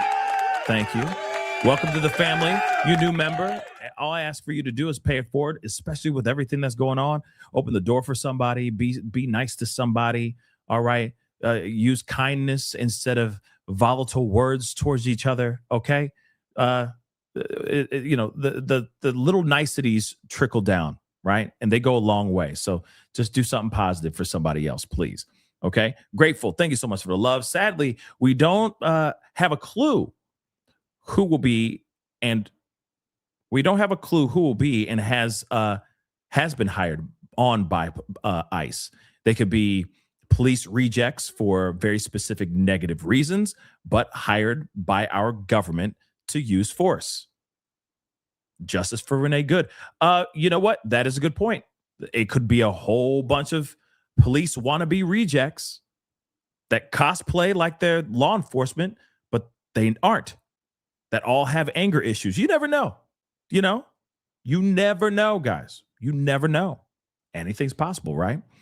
And that's the problem with their faces being covered and their identity being concealed is wrong. They're not doing covert investigations and going deep undercover, unearthing things. No, they're going to people's homes, breaking into their homes and detaining people. They suddenly have no law. They're lawless men and women, mostly men from what I've seen, going out here and doing Trump's bidding. That could be a recipe for disaster. Clearly, we're seeing that. This is a disaster. Regardless if it's FAFO or if it's just unjustified. This is an absolute disaster. And it's all because ICE is in this area causing people to be mad, right? Bandit, thank you so much for the love. Patches O'Houlihan will tell you that that was a dodgeable situation. Patches O'Houlihan. I don't know who that is. Who's Patches O'Houlihan? Somebody tell me in the chat. I don't know who that. Who that be? Who that be? Yeah. You're protecting Epstein clients. You're protecting all these particular people. It's just, I don't know. Pardoning J6ers and all that. I know some of y'all would be like, well, they were patriots. No, they're not. Sorry. I saw what I saw on J6. That was not patriotic. Sorry. Just not. Moving on, though. New York Mom, thank you so much for the love. Thank you for your coverage. I appreciate it. Thank you so much for watching. I appreciate it. Messi, what's up? Thank you so much. People need to remember this. This was the second ramming incident he was involved in. In my opinion, he shouldn't return to street duty. Yeah, he shouldn't have returned to street duty after the first time. That's what I think too, right? Trauma response is too real. Damn right. Damn right. He should not have been back on them streets 6 months, 7. I don't give a damn. He should have just been doing paperwork. He should have been pushing paper. That's it. Getting a desk job. Because that is severe. What he went through was severe. And then he goes and he's like, a car moving again. Not again, not again, not again. You see what I'm saying? It's not good. It's not good, okay? General Genobi, thank you so much for being a member for the past 4 months. Yo, 4 months. Best show on YouTube. Aw. Thank you so much. Thank you, thank you, thank you. One day I will be in the studio. One day there will be a studio, okay? And we will be live, and it'll be billions of you guys watching, laughing, conversating, debating, ruminating, waxing political, waxing philosophy, waxing Tatianas and douchebags. We're going to do it all on this show, okay? One day in the studio. One day, okay? Moving on. Lynn, thank you so much for the love and being a member for the past 18 months. I appreciate it. Thank you so much. I'm not picking sides. But do you have access to the front view of the tragedy? It does show another perspective. It's on the birdie. Yes, it's I did see it. We already watched it in the other on the previous show. It is, and I've seen it. She definitely makes contact with him. She does. But he is also advancing as she's driving forward. So, like I said, it just depends on how you see it. He's advancing. She's trying to turn. He gets on there and he kind of does one of these things. And then it's like, bop, bop, bop. You know what I mean? Or bop, falls off he gets kind of bumped by the car. And then he goes into the driver's side and pulls the trigger 2 more times. Point blank range, by the way. Point blank range. Moving on. You cannot deny that. You cannot deny that. You can't. That where he reaches into the driver's side of the door, the driver's side window of the car, that is point blank range. You cannot deny that. That is one thing we can all agree on. That was point blank range. Whether it's justified or it's not, that is one thing that we can agree on. Ashley, thank you so much for the love. There's a video of an ICE agent hugging a protester today. Oh, wow. There's actually something out here that's new. I'll have to take a look at that when I get a second. Thank you so much for the love. Tina Powers, thank you so much for being a member for over a year. Wow. Thank you so much. Just me again. Thank you so much for being a member for over a year as well. Didn't somebody lose their job or go to jail for doing that to Kirk's memorial? Shaking my head. I don't know exactly what you're at. I don't remember what you're asking. I'm sorry. But I mean, somebody did go to jail, but they were impersonating an officer. They were impersonating security. And then that person got arrested. But then if I'm correct, he got released. He got let go, which is also weird. So the guy got arrested. He got detained. He said that he was out there, working for somebody. He was like security detail when that wasn't actually true. He had fake credentials. He was detained, but then they ended up letting him go. I don't know what for, but he ended up getting let go. So that's interesting. Black Lake, thank you so much for the love. Yep, that cop is an arrogant POS. I've worked alongside many like him, both military and civilian. Yeah, I mean, the guy, it is, if you're talking about the ICE agent, all I know is that what he went through in the past, I could see that being very triggering, no pun intended, but I could see that could trigger you. I could see that starting some sort of PTSD.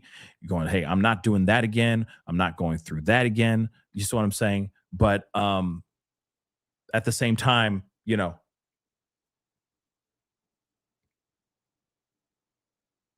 it's just at the same time, very wild stuff. And I agree with what Messi said. He should not have been put back out on the streets.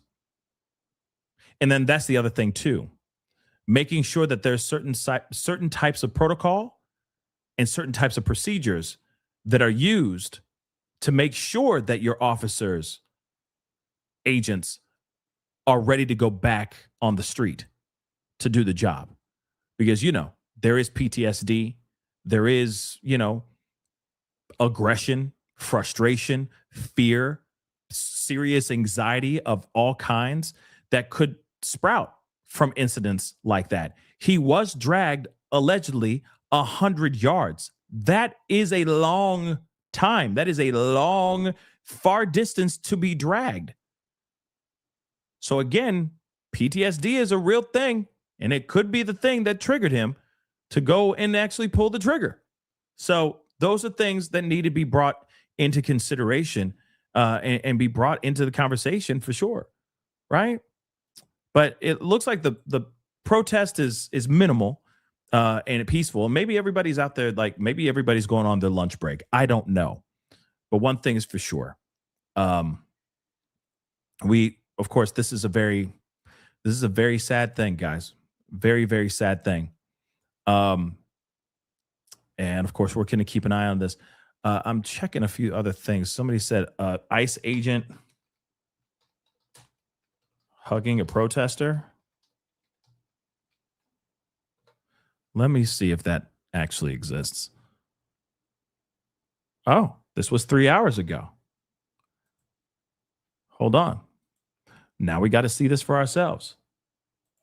I know this doesn't change anything, but I do think it's interesting that you have an ICE agent being like, hey, we're not bad people. We're just doing our job. Ripping families apart. But that's another conversation in itself. Okay. So we got this going on. Okay. Let's take a look. If you had been a Marine, I would have brought some cookies and crayons. No. Listen. I love you. I love you. I want to hug you. You can't do that. Oh, No. I could. I mean, I would let you. I don't mind. You could hug me. I would embrace it if you would hug me. Come over. I can't go that way. I do. So. You have a heart. You know what I mean? Take off all that shit. Come with me. I got a safe house. I do. That's crazy. Okay, so my thought is maybe the edibles started to kick in for this ICE agent. You know what I'm saying? He suddenly goes, I love you. Why did he sound like he had, hey, wait, why did he have an accent? Wait, hold on. I need to hear that again. What? He shouldn't be having an accent. He's brown too. You better be careful, baby. You better be careful. If you had been a Marine, I would have brought some cookies and crayons. No. Listen. I love you. You heard that right? I love you. Little Caucasian woman, I love you. I love you. I do. I want to hug you.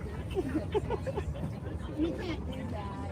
Oh, No. I could. I mean, I would. He said I could. I'm ICE. I could do whatever the hell I want. The hell you want? I can't give you a hug. I can give you a hug. I'm allowed to, but I love you. My little Caucasian woman, I love you. Okay. Okay, cabrón. Okay. Señorita, I love you. Let me hug you. I can. I do what I want, okay? Love you. What? This is crazy. Let you. I don't mind. You could hug me. I would embrace it if you would hug me. I will. Come over. I can't go that way. Yeah, you realize that he's like, I can come over here. You know what I mean? Like, why is he like, of course, if she breaks the line, she's in trouble. You see what I'm saying? If she breaks the line, she could get detained. That's why she's like, no, you come here. No, no, you come here. I can't cross this line. This is crazy. I love you. I love you. I want to hug you. Come on, let me hug you. Like, what's going on here? Oh my God. Oh, I mean, it's lovely. In a very sad situation, there's a flower blossoming from the pile of poop that has been shoveled onto the streets of Minneapolis right now, but still, it's just one flower in a mountain of poo. So interesting. I love you. Who is this guy? Okay, Javier. Okay, Javier in apartment 5A with La Cucaracha over his door. I love you too. I do. So. You have a heart. You know what I mean? Take off all that shit. Come with me. I got a safe house. I mean, they might as well bang already and get it over with. You know what I'm saying? They might as well, you know what I mean? Funky dope loving. You know what I mean? Just let it all out. Let it all out. Is this their first date? What's going on? What's going on? She had him at cookies. She had him at cookies. Maybe she just wants to give him her cookie.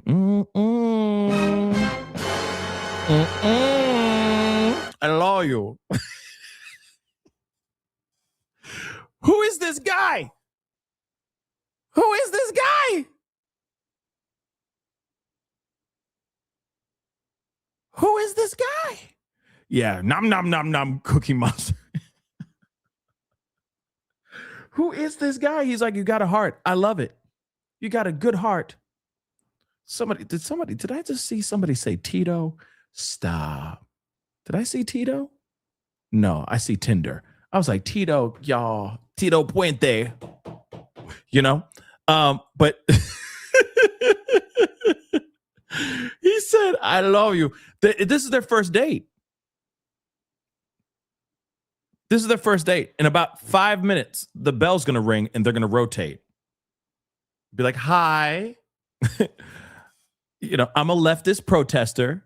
I'm anti-ICE. Who are you? Oh, my name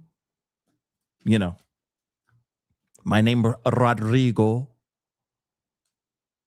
I work for ICE. Who are you? Buenos dias, right? He definitely has an accent. So who's this guy? I thought all of them have to be American. So what's up with that?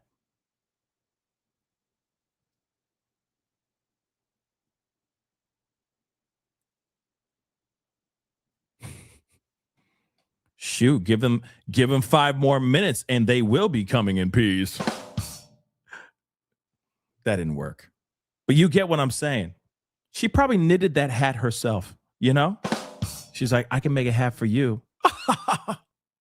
I love you.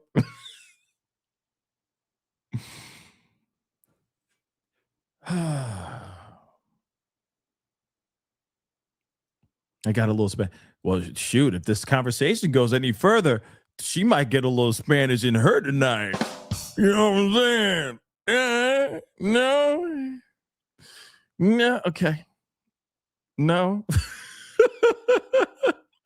I'm sorry. I'm 12 years old. I'm sorry. I'm 12. I'm 12. Okay. But here it is. It's sweet, but it doesn't change anything. Because unfortunately, when Ish hits the fan and she's still out there going like F ICE and doing all that stuff, he might be like, oh, I love you, but poof, you know what I mean? And pepper ball right in the face. See, now that's a double entendre too, because he wouldn't mind putting pepper balls in her face. I'm done. I'll stop. I'll stop.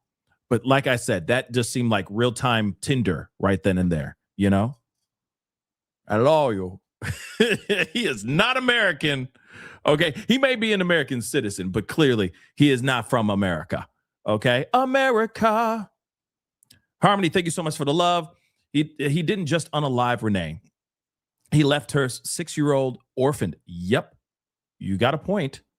That is very true. Her father passed, or her husband passed a few years ago. Now her mother. That is very, very sad. Think about what that child will go through. Yes, it is very, very, very, very sad, right? This whole situation is sad. That situation is very, very sad. I just wish, there are moments like these moments that we're seeing right now. I really wish didn't happen. I really wish this whole thing didn't exist. In fact, I wish we saw more of this actually than anything else. This is the kind of stuff that we need to be seeing. Not like, like they're doing like a flash round of first dates type of thing. But, the fact that he's just like, hey, I love your energy. I love your heart. You got a good heart. You're funny. You're making me laugh. I like that. The other ICE agents aren't there. They're not playing, right? They're not playing. Maybe this is his first day on the job. Maybe that's what it is too. You know what I'm saying? Like, maybe this is his first day on the job. And he's like, yeah, I'm just happy to be here. You know what I'm saying? What's going on? First time in Minnesota. Damn, it's cold. This is the first time I've ever seen snow from where I come from. But damn, she's nice. I like the hat too. She said she wants to give me cookies and markers. I enjoy and love this job. Who is this woman? I want to hug her. But soon, when it gets crazy, he ain't going to be very kind anymore. That's what's sad. I'd rather see these moments than the moments that we've been seeing out here, where you see ICE and anti-ICE protesters going toe-to-toe. Some of them literally blasting pepper balls and blasting mace in these protesters' faces. Oh, let's not forget a woman losing her life in her car trying to drive away from ICE. That actually happened too. Let's not forget that too. So unfortunately, we're seeing all this stuff, and now we're seeing this nice moment, sure, but they need more of these TikToks, okay, of body rolls and them doing choreographed dances to 24 karat magic, or some Backstreet Boys or something. I want it that, you know what I mean, or some NSYNC. Bye bye bye. You know. Because right now, this is the only moment I've ever seen with ICE where they're being kind. It's not kind of, he's being kind.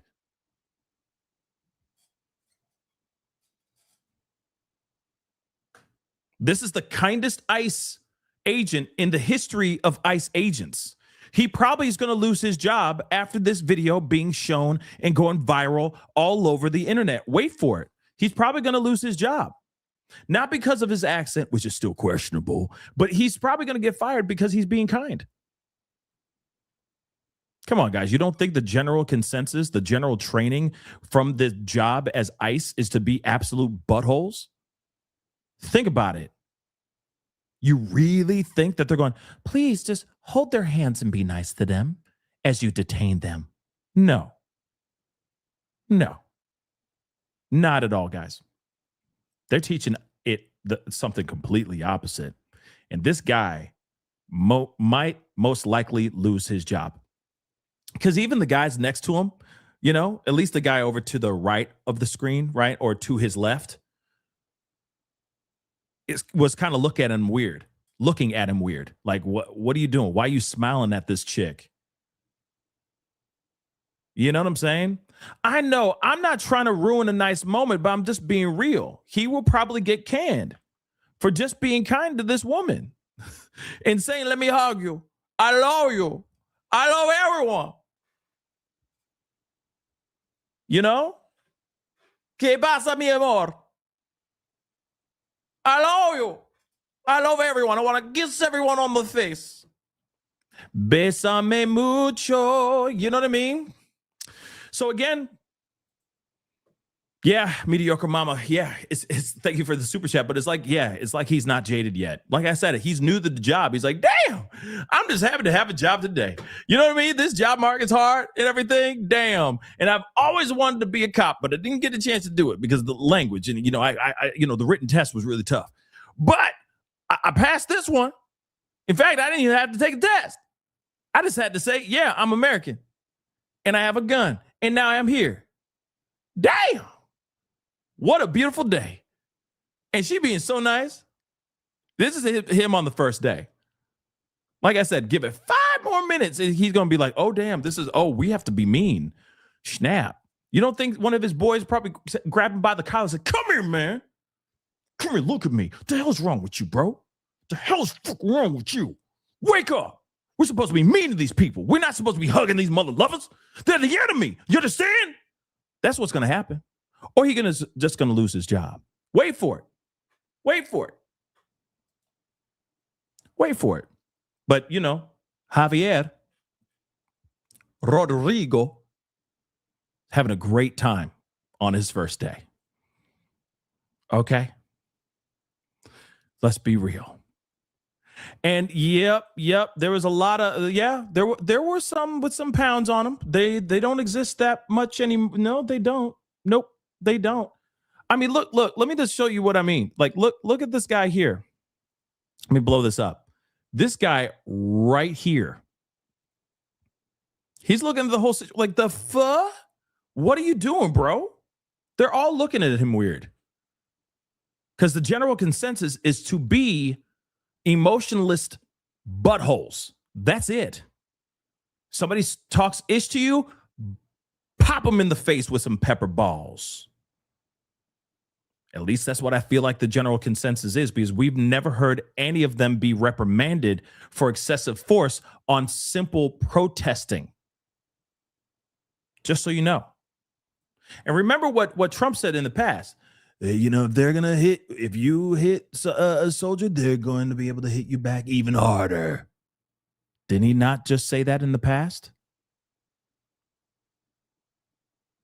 He did say that. Things are going to change, he said. Somebody hits a soldier, they'll be able to hit you back even harder. He said it. So we'll see what happens here, guys. Nuck and Futz. That was Nuck and Futz. I wish we saw more of that, but like I said, wait for the TikToks. Wait for the choreographed hand signals and the, hitting the whoa and all that crap. Wait for it. Wait for it, because it's coming. See, the propaganda that they put out before where they're like, we're going down off of Blackhawks, breaking into the windows of these apartments and getting these mother-loving immigrants. We're badass. Now they're going to be like, well, we need to soften our views now because, a woman just lost her life. So now we got to show them holding, carrying a baby, saving people, doing the right thing, and, maybe giving a protester a flower. Wait for it. Wait for it. Wait for it. Because it's coming. It's coming. But guys, that is the show. I appreciate all y'all for being here. It really means a lot. Thank you so much for tuning in and spending the time with me. It does mean a lot. I'll be back on most likely if things escalate. There's a lot of news going on. The news be newsing out here in these streets. So I may be back on in a little while. But nonetheless, before you leave, do me that solid. Hit that like button down below. Crush it. Do what it do. Hit that reaction button if you're watching on these other platforms. If you are watching on these other platforms like Facebook, X/Twitter, Instagram, TikTok, Rumble, Twitch, Kick. I'm on all of them, so make sure you're following. Please follow on all of those. I appreciate all y'all for spending the time with me because you could be watching anywhere else. One other thing, please make sure you're subscribed here on my YouTube channel. Please and thank you. Subscribe to my second channel, The Pascal Show, Clips and Pascal Raw. Subscribe to those channels. Hit the notification bell on all of those channels. Set it to all so you know whenever I go live, whenever I upload, because honestly, it is random. Hit that join button down below. Become a member. Support the channel if you can. If you want to support it even further, check out my Patreon. It's right there on the ticker going across the screen at the bottom of the screen right now as we speak. So go become a member or become a patron on Patreon. All right. Check that out. And of course, check out PascalMerch.com. We got some really great stuff over there, PascalMerch.com. Anyway, guys, it is time to get going. Much love to you guys. I love you. I love every single last one of you. Thank you. And I'll be talking to you guys very soon. Be good to yourselves. Be good to one another. This is The Pascal Show. Bye.